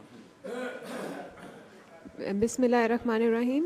शुक्रिया चेयरमैन साहब, और सबसे पहले तो मैं तमाम मेंबर्स को और मुबारकबाद पेश करना चाहूँगी कि आज हम कैमरे के सामने हम याद मीटिंग कंडक्ट कर रहे हैं, और स्पेशली थैंक यू करना चाहूँगी स्पीकर साहब का, जिनके बहुत सारे इम्पोर्टेंट इनिशिएटिव्स में से ये एक बहुत अहम इनिशिएटिव है कि हम अब कैमरा के सामने एक ओपन डिस्कशन कर रहे हैं। और यहाँ पे भाई ने बात की मेंबरशिप के हवाले से, मैं मेंबर हूँ, लेकिन ये मेरी मेंबरशिप जिमखाना की स्टेट से बढ़ के नहीं है। स्टेट हमारे लिए प्रायोरिटी है इंशाल्लाह ताला, और जहाँ पे स्टेट का मफाद है वहाँ पे और कोई चीज़ मानी नहीं रखती। तो यहाँ पे हम जो बैठे हैं वो हम रियासत पाकिस्तान के मफाद के लिए, अपने अवाम के मफाद के लिए बैठे हैं, और ये हमारी प्रायर रिस्पॉन्सिबिलिटी भी है। इससे पहले भी अगर हम as a member Punjab assembly में बैठे हैं तो रिस्पॉन्सिबिलिटी हमारी स्टेट और हमारे लोग हैं। तो इंशाल्लाह ताला I will do my best, और हमारी जितनी कमेटी है they will do their best इंशाल्लाह ताला। यहाँ पे मैं क्विकली एक क्वेश्चन करना चाहूँगी कि यहाँ पे जैसे ये डिस्कशन हुई, पहले बात हुई कि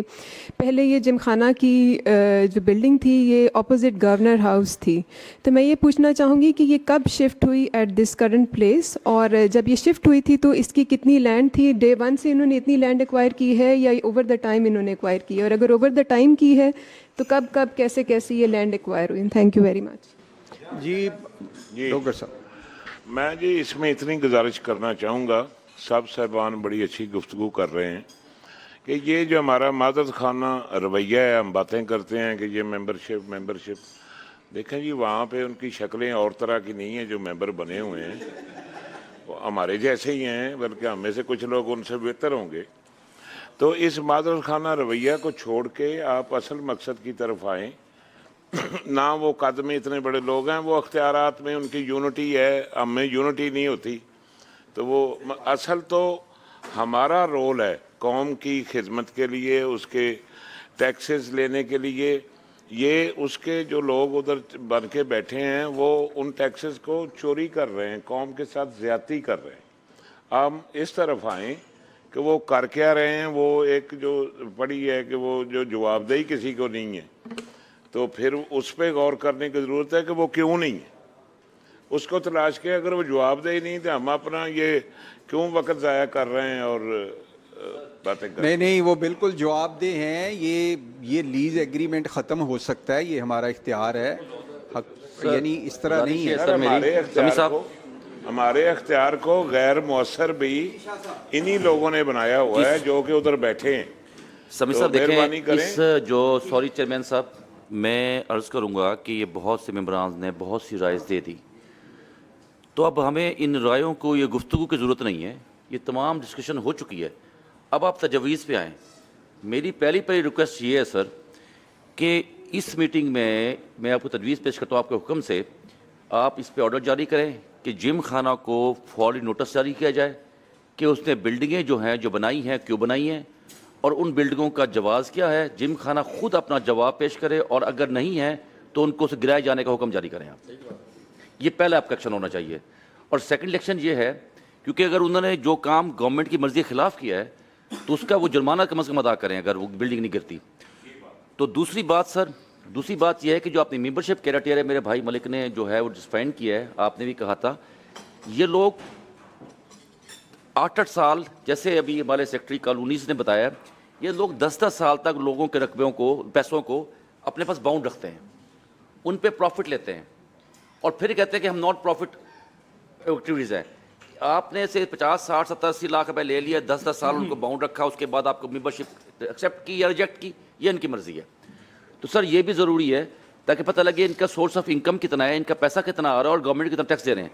तो दोनों पॉइंट्स को नजर रखते हुए दोनों मेरी तजवीज़ यही है सर, और फौरी तौर पे अब मेरा ख्याल होगा हुक्म आप जारी कर दें। तो जी राना ये पहली बात सर, एक छोटी सी सर, ये इन्होंने ना रिटायर्ड जो है वो ब्रिगेडियर रखे हुए हैं, सरकारी मुलाजिम रिटायर्ड ब्रिगेडियर, रिटायर्ड जनरल रखे हुए हैं, वो जवाब ही नहीं देते। ये कह रहे हैं जवाब दे दें। कितनी ग्रांट्स उनको मिली हैं? एक मिनट, सारे खामोशी जरा। पब्लिक एक्सचेकर से आज तक, पाकिस्तान बनने से लेके आज तक कितना उनको ग्रांट्स मिली हैं, कितनी इमदाद मिली है, कितना पैसा खर्च पब्लिक एक्सचेकर से हुआ है वहाँ पे, उसकी डिटेल्स प्लीज। सवाल नोट हो रहे हैं ना जी। जी राना अर्शद साहब।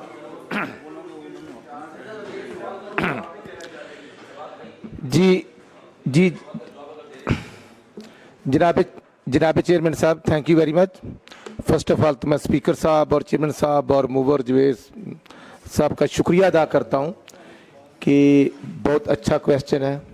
तमाम ऑनरेबल जो मेंबर हैं वो प्योरली पब्लिक इंटरेस्ट के लिए हम यहाँ बैठे हैं, और मैं सिर्फ ये अर्ज़ करना चाहता हूँ कि 1913 बरसगीर पाको हिंद, उसके बाद फिर 14 अगस्त 1947 आता है।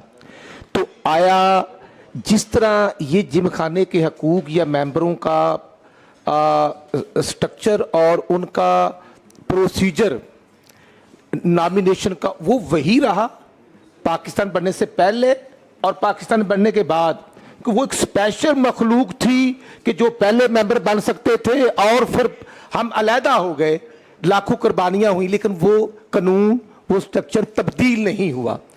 माय पॉइंट इज, इसके लिए मैं मलक वही से, बहुत अच्छे हमारे भाई हैं सेक्रेटरी कॉलोनी, इनसे ये मैं, हाँ जी, मेंबर कॉलोनी, मैं मेंबर कॉलोनी, मैं उनसे ये पूछना चाहता हूं कि आज हम उनसे पूछना चाह रहे हैं कि आप बेबस हैं या पंजाब गवर्नमेंट बेबस है, और अगर 10 मई 2023 को 9 मई 9 मई और 10 मई 2023 को अगर केयर टेकर गवर्नमेंट जनाब चेयरमैन साहब एक्सटेंशन दे रही है 15 साल के लिए, तो आया ये पैरामीटर्स, ये फैसिलिटेशन जो है हर जगह पर हर क्लब को है या प्योरली जिम खाना क्लब जो लाहौर मार रोड पर उसी को है? और 4017 रुपये जो है इसको बढ़ाने की ज़रूरत है। और जनाब चेयरमैन साहब इनसे 2013 तक की रिकवरी करवाई जाए और ये जिम खाना इनसे आज़ाद करवाया जाए।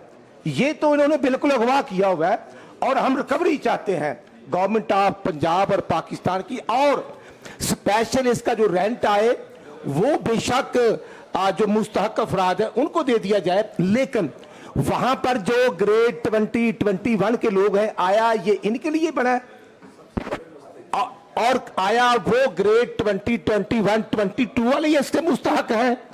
आम मेंबर, आम पाकिस्तानी इसका मेंबर क्यों नहीं बन सकता? और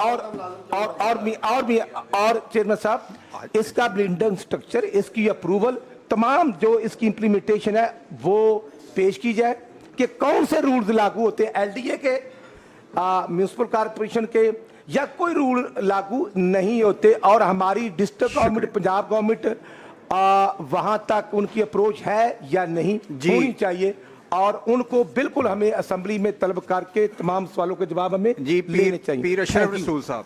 जी बिस्मिल्लाहिर्रहमानिर्रहीम। मैं स्पीकर साहब का ख़ास करके शुक्रगुजार हूँ कि उन्होंने ये कमेटी बनाई और ये मौका दिया, और जो जिन लोगों ने इसको मूव किया उनका तो मैं कदम चूमने को दिल करता है जिन्होंने इतना बड़ा इशू उठाया है। क्योंकि मेरे मालूमात के हिसाब से ये डिस्ट्रिक्ट गवर्नमेंट मतलब क्या नाम है, बल्दिया लाहौर की प्रॉपर्टी है, और मैं नहीं समझता कि यहाँ पे कोई अपोजिशन है या यहाँ पे कोई हुकूमती ट्रेयर है। हम एक ऐसे मकसद के लिए इकट्ठे हुए हैं कि जो डिस्क्रिमिनेशन ऑफ कॉन्स्टिट्यूशन में हो रही है वो हो रही है, और इसका जो रेंट है वो जेन्युइन वसूल होना चाहिए था, जो नहीं हो सका। और यहाँ पे जो मुख्तलिफ सवालात किए गए हैं, मैं समझता हूँ कि सबसे अहम ये है कि जो इन्होंने 21 वाली कमेटी आपने पढ़ के सुनाया कि इसमें जो है आप लोगों ने अभी तक क्या नाम है कि उसमें इन्होंने कहा था कि हम लिमिटेड कंपनी हैं, तो जब कोई लिमिटेड कंपनी हो जाए तो उसको तो ऑलरेडी टैक्स उसके ऊपर हो जाता है। टैक्स का सवाल फेडरल गवर्नमेंट का है, लेकिन हम इससे पूछ सकते हैं आपने टैक्स क्या दी दिया है। दूसरी बात है कि रेंट जो है इसका जो बिल्कुल ही नामुनासिब है, और क्या नाम है, इसमें अजीब मसला है कि अगर हम आइन में देखें तो जो अपना ग्रेड 4 का मुलाजिम है उसको भी मेंबरशिप मिलनी चाहिए। और एक ऐसी बात मैं कर रहा हूँ जिससे आप लोग महसूस करेंगे, मैं माज़रत चाहता हूँ लेकिन बिला खौफ व ख़तर करना चाहता हूँ कि बाकी चीज़ें तो आपने स्ट्रक्चर बनाया, सवालात हो गए, ये चीज़ें इलीगल की हैं, लेकिन जो आइन का प्रियम्बल लिखा है कि इस्लामिक जो है ना उसके से बाहर चीज़ नहीं जा सकती। मुझे सिर्फ एक सवाल मेरे लिए सबसे अहम है, रेंट तो ज़रूरी है, ये इनको पूरा होना चाहिए, जुर्माने भी होने चाहिए, तवान जैसे हम लोगों से वसूल किया जाता है ये किया, और जिस तरह एक गरीब खोखा वाला कभी 100 रुपये में था, आज वो 20,000 रुपये दे रहा है हमारे बल्दिया के, ये 30,000 हो रहा है, बढ़ रहा है, इनको नहीं बढ़ाया गया। चौथी बात यह है कि यहाँ पे 6 अल्कोहल की वो शॉप्स जो ये इलीगली तौर पे किसी कानून, किसी लीज में, किसी आइन में ये नहीं लिखा हुआ है, और 1900 अपना ज़ुल्फ़िकार भुट्टो साहब के दौर में ये बैन भी हो चुका था। यहाँ पे जो अल्कोहलिक शॉप्स जो हैं 6 जो सरे आम जिमखाना लाहौर के और किथे कह रहे हैं, जी बिल्कुल, इसको भी नीलाम किया जाता है। इसमें 6 पॉइंट्स हैं मौजूद जो यहाँ पे आम अल्कोहल चल रहा है। ये आप मुझे बताया ना, लीज की बात बाद में चली गई, किस चीफ मिनिस्टर ने दी, क्या किया, ये तो अलहदा बात है। जो बिल्कुल एंटी इस्लाम यहाँ पे काम हो रहा है कि जनाब मेरा खुलेआम वहाँ पे आप पी सकते हैं जाके, मादत के साथ अगर किसी का दिल दुख रहा है तो ये 6 पॉइंट वो बाज़ाब्ता नीलाम करते हैं। तो मेरा गुजारिश है कि इनकी जो रेंट जो है इनका ये मुकम्मल तौर पे वसूल किया जाए तवान के साथ। और बाकी जो आपने कहा था कि जो किसी को हमें ख्वाहिश नहीं है, मतलब फॉर्चुनेटली अनफॉर्चुनेटली 2010 में मुझे ऑफ़र भी थी, लेकिन मुझे लगता था कि ये मेरे कभी न कभी मेरे ख़िलाफ़ जाएगी, मैंने मेंबरशिप नहीं ली, क्योंकि मुझे महसूस होता है कभी न कभी कहीं हम बैठेंगे जी जहाँ पे गरीबों का ये सब क्या नाम है जी बहुत हो रहा है। बहुत शुक्रिया। अपना एक मिनट, राना मनान साहब, राना मनान साहब। सर, जनाब चेयरमैन साहब बहुत शुक्रिया, जनाब ने एक बड़े अहम उसके ऊपर ये इजलास बुलाया। मेरी सर 2 गुजारिशात हैं। एक तो सर मेरा सवाल ये है, क्या जब इसको लीज आउट किया गया पेपर रूल्स को फॉलो किया गया या नहीं किया गया इसको? ये क्योंकि पंजाब में अगर कहीं 10,000 रुपये पे कोई दुकान हम रेंट आउट करते हैं, कोई भी म्यूनसिपैलिटी है या गवर्नमेंट की, उसके लिए भी पेपर रूल्स को फॉलो करना ज़रूरी है। और ये बिलियंस की प्रॉपर्टी है, इसमें पेपर रूल्स को फॉलो किया गया कि नहीं किया गया? अगर नहीं किया गया मतलब इसका तो मतलब ये है कि सारी चीज़ें इसकी इलीगल हैं। और दूसरा सर, जो मेंबर्स हैं उनकी भी लिस्ट मंगवाई जाए ताकि पता चले कि कौन कौन लोग इसके मेंबर हैं और इनका क्राइटेरिया क्या है। तो ये सर मेरी 2 गुजारिशात थी जी। गल की थी अजे तक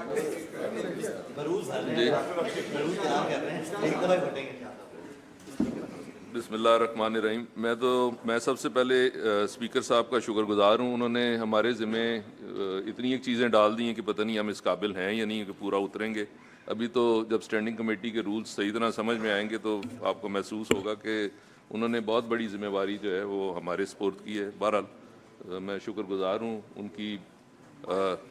उनकी जो है विज़न है और उनकी जो एक सोच है कि वो हमें आगे लेके जाना चाहते हैं और जो हमारी पार्लियामेंट है उसको मज़ीद मौसर करना चाहते हैं।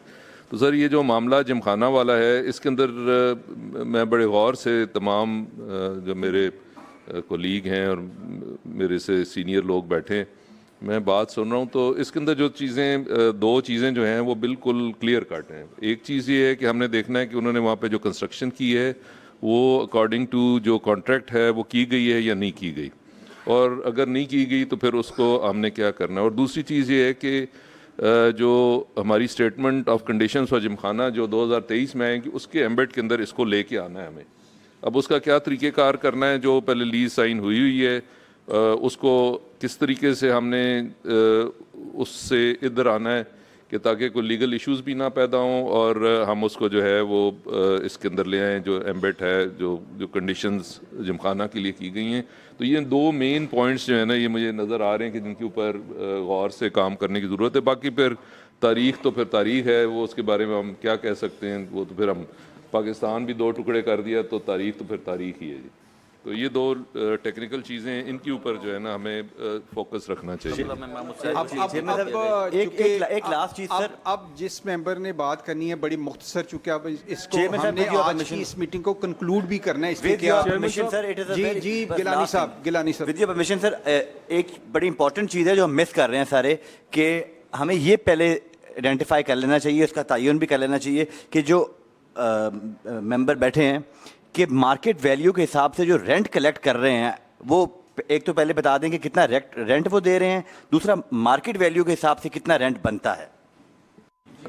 नामजद अली जावेद साहब, ये फाइनल बस 1 मिनट ना जी। इसमें जनाब चेयरमैन मैंने ये पूछना है कि इन्होंने कहा है कि ये जो बाग जना वाली ज़मीन है ये एग्रीकल्चर की ज़मीन थी तो उन्होंने ग्रांट की, तो बोर्ड ऑफ रेवेन्यू के होते हुए कोई दूसरा डिपार्टमेंट लीज एग्रीमेंट करने का उसके पास इख्तियार है कि वो उसको लीज आउट कर सकता है? वो तो खुद एक लैसी होता है, उसके पास तो सिर्फ कंट्रोल होता है, उसको तो इख्तियार ही नहीं होता, तो उसने कैसे किया?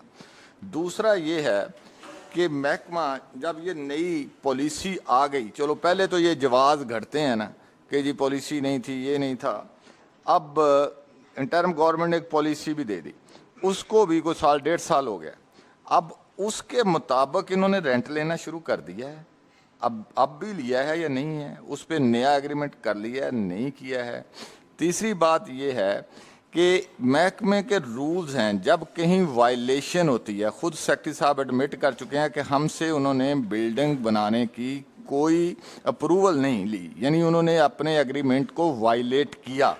जब कोई एग्रीमेंट वायलेट करता है तो फिर उसके बाद जब ये फैसला करते हैं, तमाम आज तक जितने भी किए हैं उनको फिर ये फाइन करते हैं या तावान डालते हैं।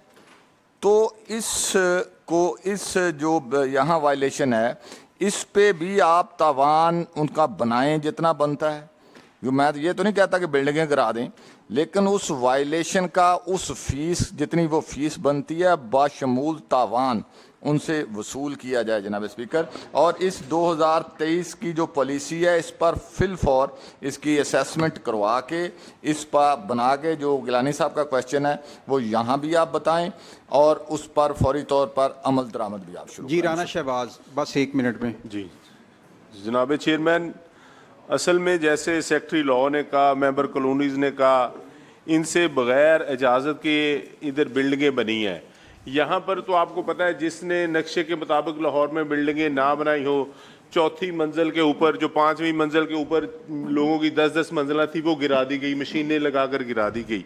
यहाँ पर पिछले 2 दिन से सारा दिन वो खड़ी रही क्रेनें माल रोड के गिराने के लिए, वहाँ की तंजीमें सारा दिन बैठी रहीं, फिर रात को वो ऑपरेशन किया गया। क्या ये डीसी साहब जो हैं ये ऐसा लाहौर वाले कर सकते हैं कि ये जो नाजायज़ बिल्डिंगें बनी हुई हैं इनको गिरा दें? क्योंकि वहाँ के जो ऑफिसर हैं ना जी, वो उन्होंने रिटायर्ड ब्रिगेडियर रखे हुए हैं, रिटायर्ड जनरल रखे हुए हैं, वो किसी को ना बात सुनते हैं ना किसी को वो जवाब दें हैं। वो जैसे आपने कहा वैसा ही वो जवाब देकर चले जाते हैं। दूसरा, ये इसकी जो इजाज़त जो 2023 में गई है, जो खुद 90 दिन के लिए आए थे और 13 माह रहकर चले गए हैं, उन्होंने 50 साल की इजाज़त दे दी, उनके पास कोई इख्तियार नहीं था।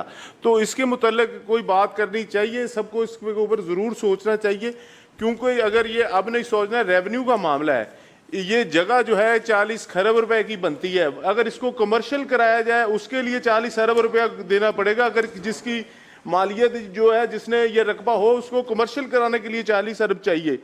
तो ये बड़ा हमारे लिए मसला है, तो इसका कोई ना कोई इस कमेटी को किसी जगह पर पहुंचना चाहिए। शुक्रिया सर, मैं तकरीर नहीं करूंगा, मेरे सिर्फ चंद सवालात हैं जो मैं नोट करवाना चाहूँगा, जो भी साहब यहाँ पे मिनट्स ऑफ मीटिंग नोट कर रहे हैं।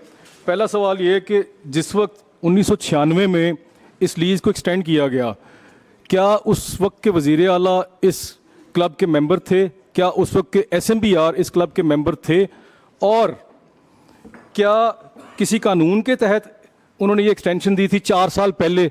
2000 में लीज एक्सपायर होनी थी, 1996 में कैसे कर दी? कि कोई कानून उनको इजाज़त देता था 4 साल पहले इसको एक्सटेंड करने की?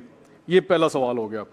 दूसरा सर, एक कमेंट है जो आपने बात की, ये जो TORs में नंबर 9 है मेंबरशिप क्राइटेरिया, मेरी गुजारिश होगी कि इसको हम ख़त्म ना करें, इसको रखें जैसे मलिक अहमद सईद साहब ने भी फरमाया। उसकी वजह है सर, जो नोटिफिकेशन 2023 में जारी किया गया है उसमें आप अगर देखें ना, उसकी जो है क्लॉजेज 1, 2, 3, 4 वो मेंबरशिप से मुताल्लिका हैं।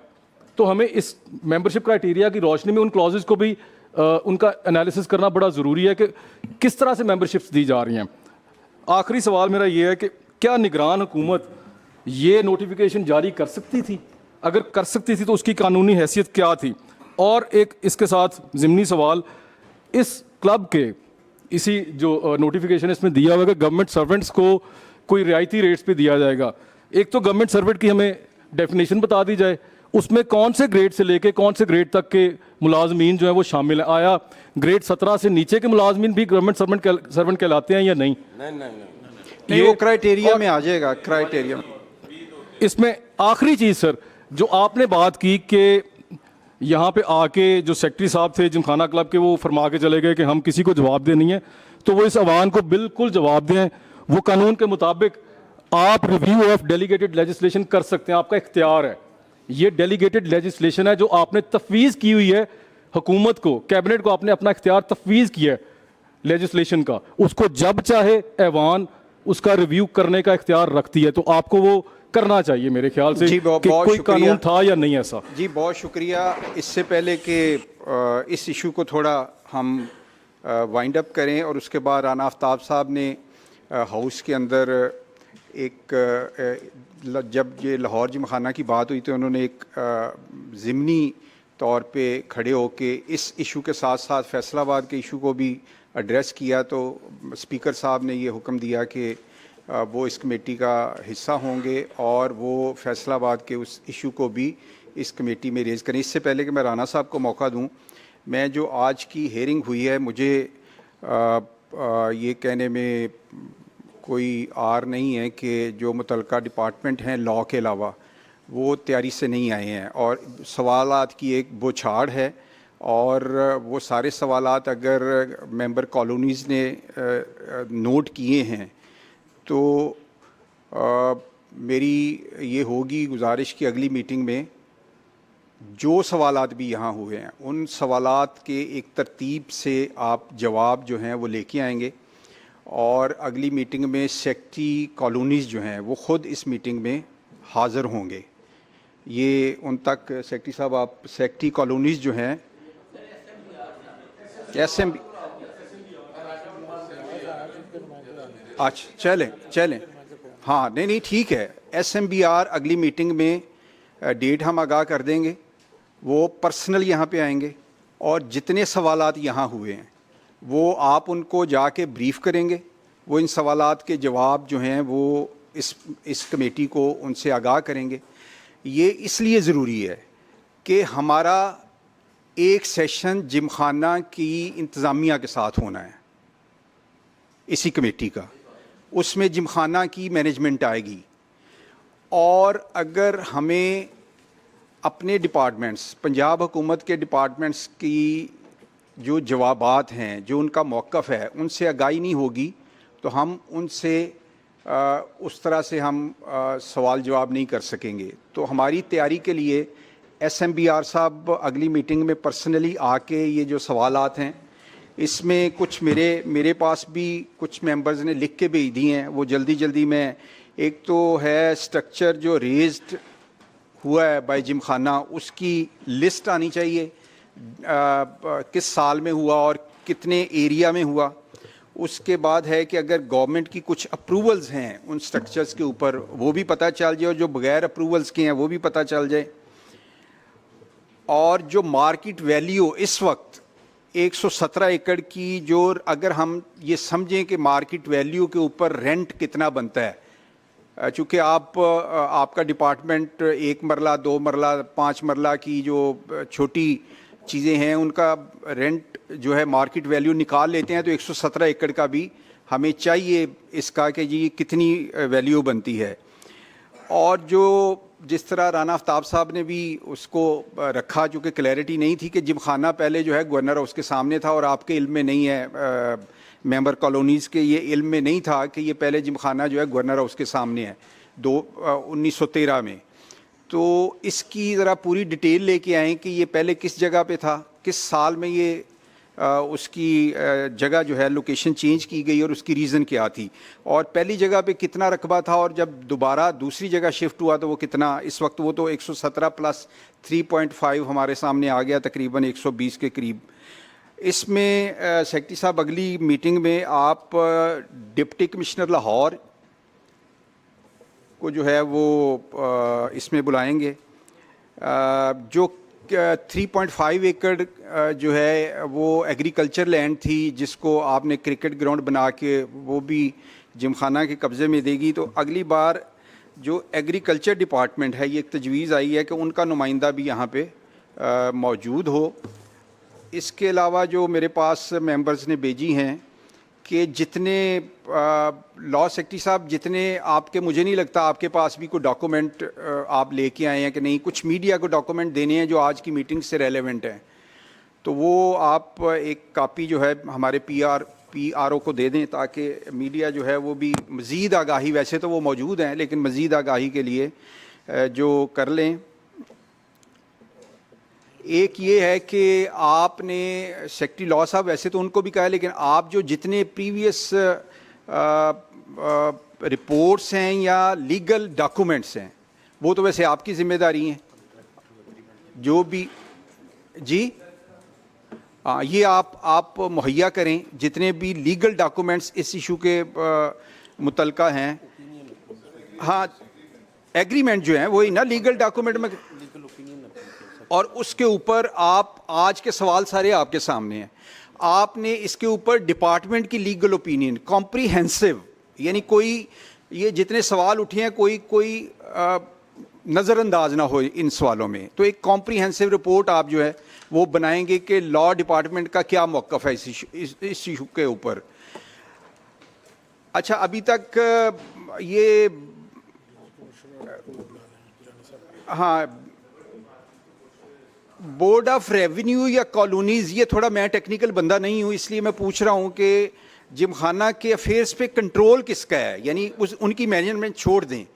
पंजाब हुकूमत का कौन सा पेरेंट डिपार्टमेंट है जिसका कंट्रोल जिमखाना पे है? देखिए ना, हम वैसे तो अब शिफ्ट एग्रीकल्चर को भी कर रहे हैं, डीसी को भी कर रहे हैं, कॉलोनीज है, लेकिन प्रिंसिपल उसका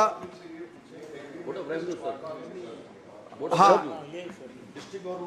एक मिनट सिर्फ इसकी वजाहत आ जाए, बाकी मैं अभी सवाल फ्रेज मैं कर रहा हूँ उस पर। सर जितनी भी स्टेट लैंड है या लीजेस है, इसको border reference colony department deal का, जिसको मैं हेड करता हूँ। चलें, ठीक है जी।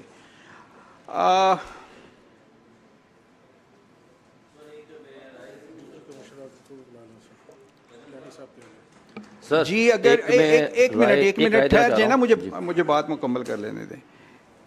एक ये है कि डीजी कमर्शियल ऑडिट कह रहे हैं आप, गिलानी साहब की तरफ से आई है कि डीजी कमर्शियल ऑडिट को भी अगली मीटिंग में हम बुला लें, अच्छी तजवीज़ आई है। तो अभी इस तरह है कि इस इशू के हवाले से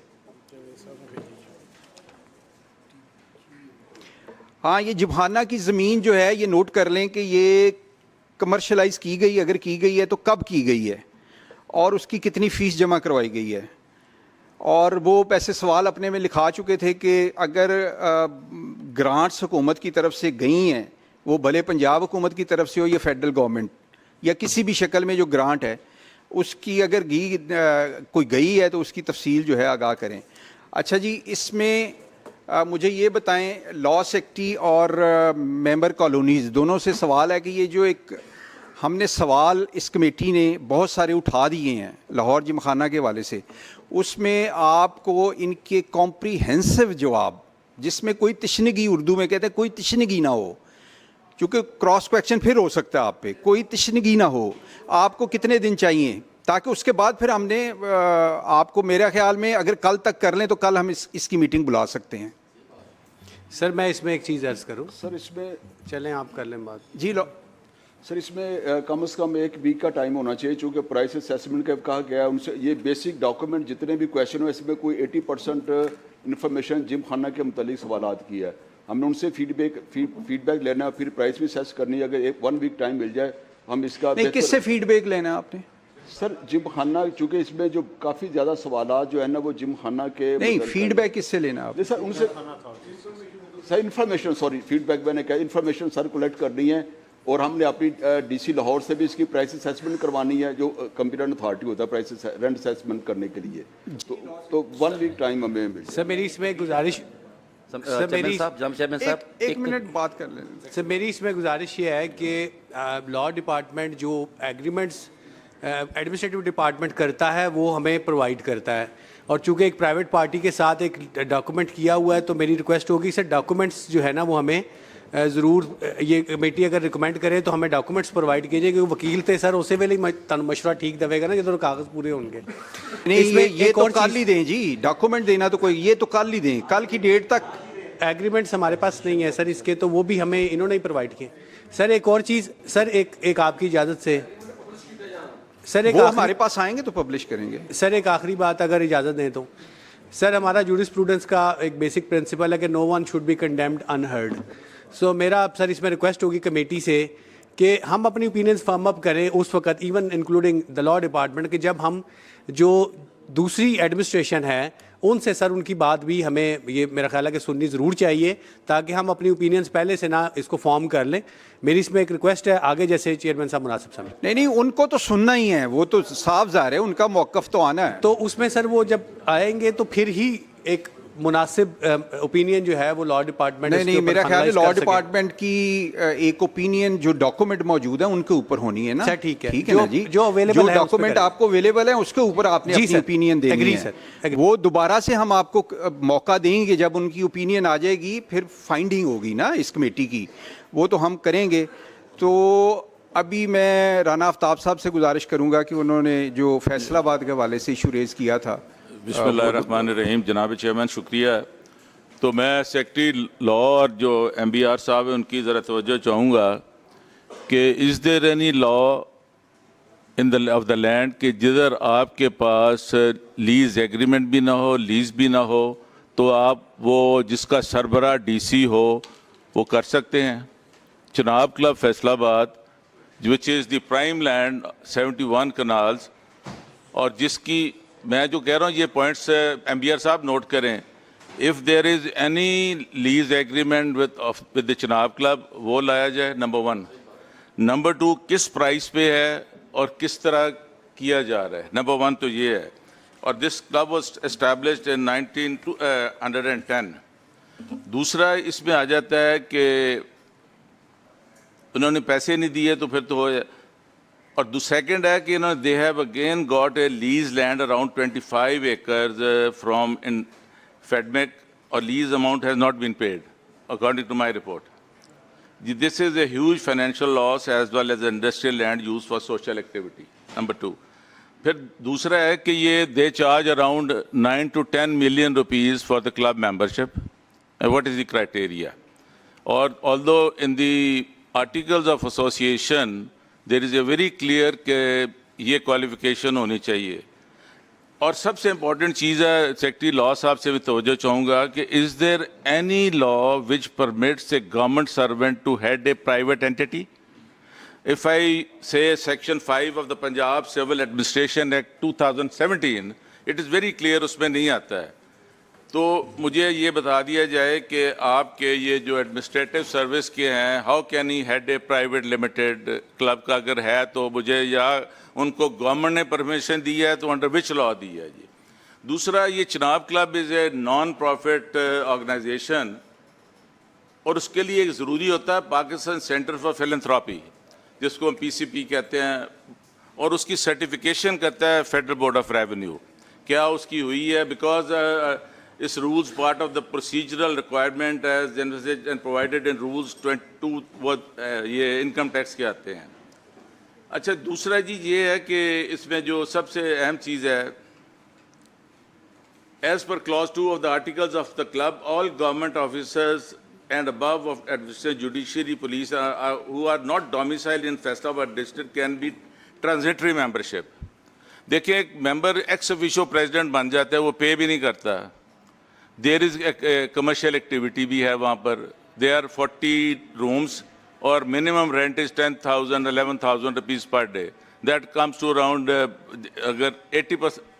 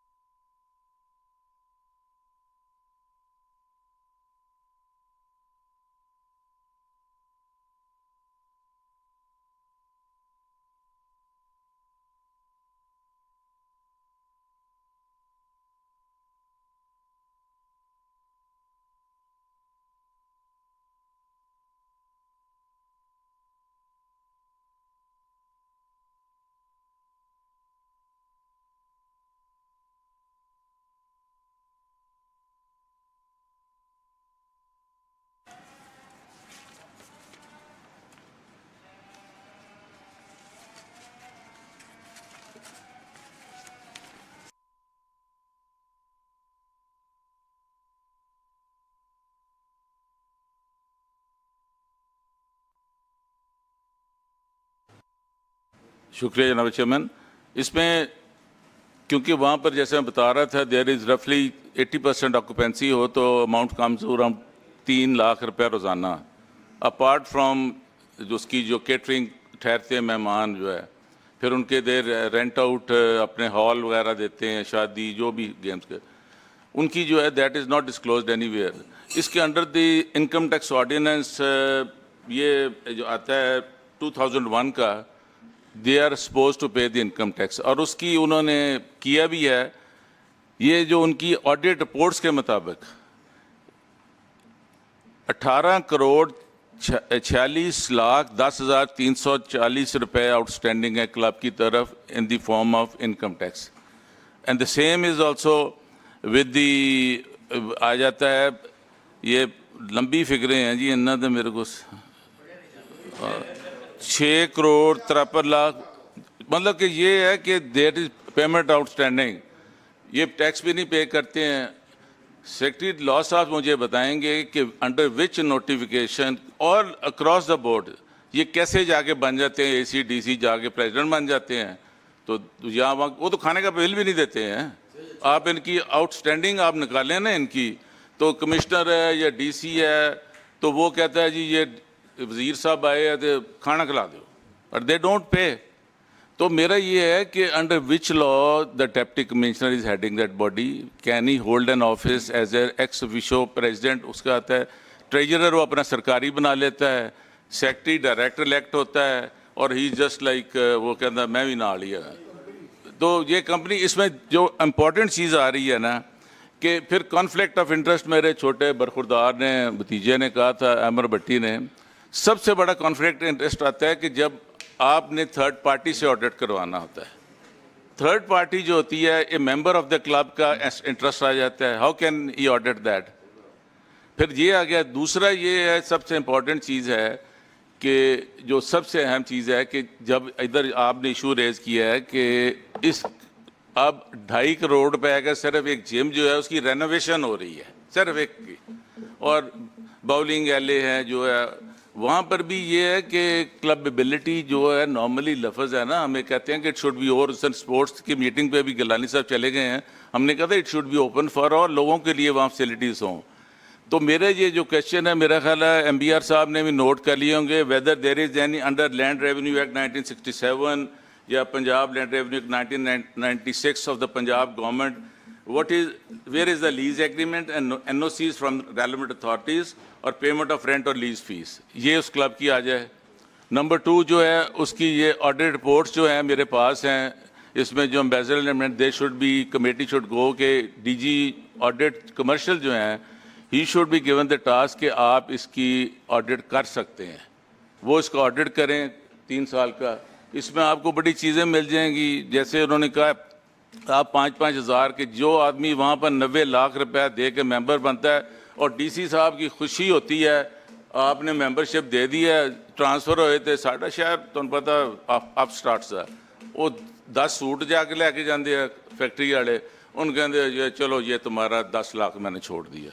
वो that is a big gambling. ये मैंने इसलिए कहा कि it should be across the board, जिधर जिधर भी हो रहा है, ये नहीं जिमखाना को आप बिल्कुल करें, इनका प्राइम लैंड है, उसका फीस लगाएं, सब कुछ दें, मगर जैसे आप देखें कि आपकी पुलिस फाउंडेशन है, कभी मैंने I was in the public accounts committee पहले 2002, मैंने क्वेश्चन था कि have you got the NOC from the relevant authorities regarding an जो नहीं, कोई नहीं, क्या जी ले लेंगे। आप देखें कि ये प्रिजन है या कोई चीज़ है कि दे आर ऑडिटेबल और इनको अपने सफ़ीर में लाएँ। आप लेजिस्लेट करते हैं, legislative body is the supreme body of the province, तो आपको उसमें इख्तियार भी है। और ये जो है ना ब्यूरोक्रेसी का एक टिपिकल स्टाइल है कि जी बस वो DC साहब चले जाते हैं, उत्थे तो बादशाह होंगे हैं, जिले इतने आते सैकटेरीएट डिप्टी सैकटरी तो इलावा ना गड्डी भी नहीं होंगी, तो they should change there mind now. This is दौर बदल गया, जिस तरह अशरफ रसूल साहब ने किया जुमखाना, ठीक है यार ज़रूर करो, इस्लाम सिर्फ ना दे रह गया। एक लाइटर नोट थे वो फैसलाबाद उन्हें कहा कि यार ਇਹਦਾ ਨਾਂ फैसलाबाद रखता लैल पर सीगा, चंगा भला सी, ना शाह फैसल आया ना वास्ता, उन्हें कहा इस्लामाबाद इस्लाम आया सीगा। मेरी चीज़ है कि रूल्स जो है ना that should be across the board. ये चीज़ें जो मैंने की हैं, I would request the honourable chairman कि ये इन पॉइंट्स पे ये अपनी ओपिनियन लेकर आएँ तो मैं तक बात जी जनाब बहुत शुक्रिया राणा साहब। सर एक जो डीसी है ना, जो पिछले उनका भी 40 लाख चनाब क्लब का बकाया है, उससे जो पिछले डीसी है उनका भी 40 लाख बकाया है। सारे कमिश्नर उधर खाने खा रहे हैं, वो मेंबरों से बिल रहे हैं, तो इनसे जान छुड़ाई है तमाम पंजाब के क्लबों की। इसमें अब इस तरह है कि जो राणा साहब ने सवाल उठाए हैं इसको भी हम क्लब कर रहे हैं, जो जवाब आने हैं लाहौर जिमखाना के हवाले से। और आखिर में मैं बगैर तीसरी बार कह रहा हूँ कि बाइस हुए बगैर लाहौर जिमखाना का केस जो है इसको हम एग्जाम्पल बनाएंगे और उसमें जुल्म बाकी नहीं, अभी आपके जवाब आने हैं लीगैलिटी क्या है, लेकिन जो जुल्म है इस पंजाब के साथ वो ये है कि 960 किनाल का रकबा 5000 सालाना की लीज पे है। 960 किनाल का रकबा 5000 सालाना की लीज पे है और ये एक कनाल की लीज सालाना जो है 5 रुपए बनती है। और अगर मैं माहाना एक कनाल का माहाना लीज जो है वो 50 पैसे बनती है। ये हमारी आंखें खोलने के लिए अभी ये कानूनी है गैर कानूनी है, ये अगली मीटिंग में हमारे पास ये सारी चीज़ें आ जाएंगी।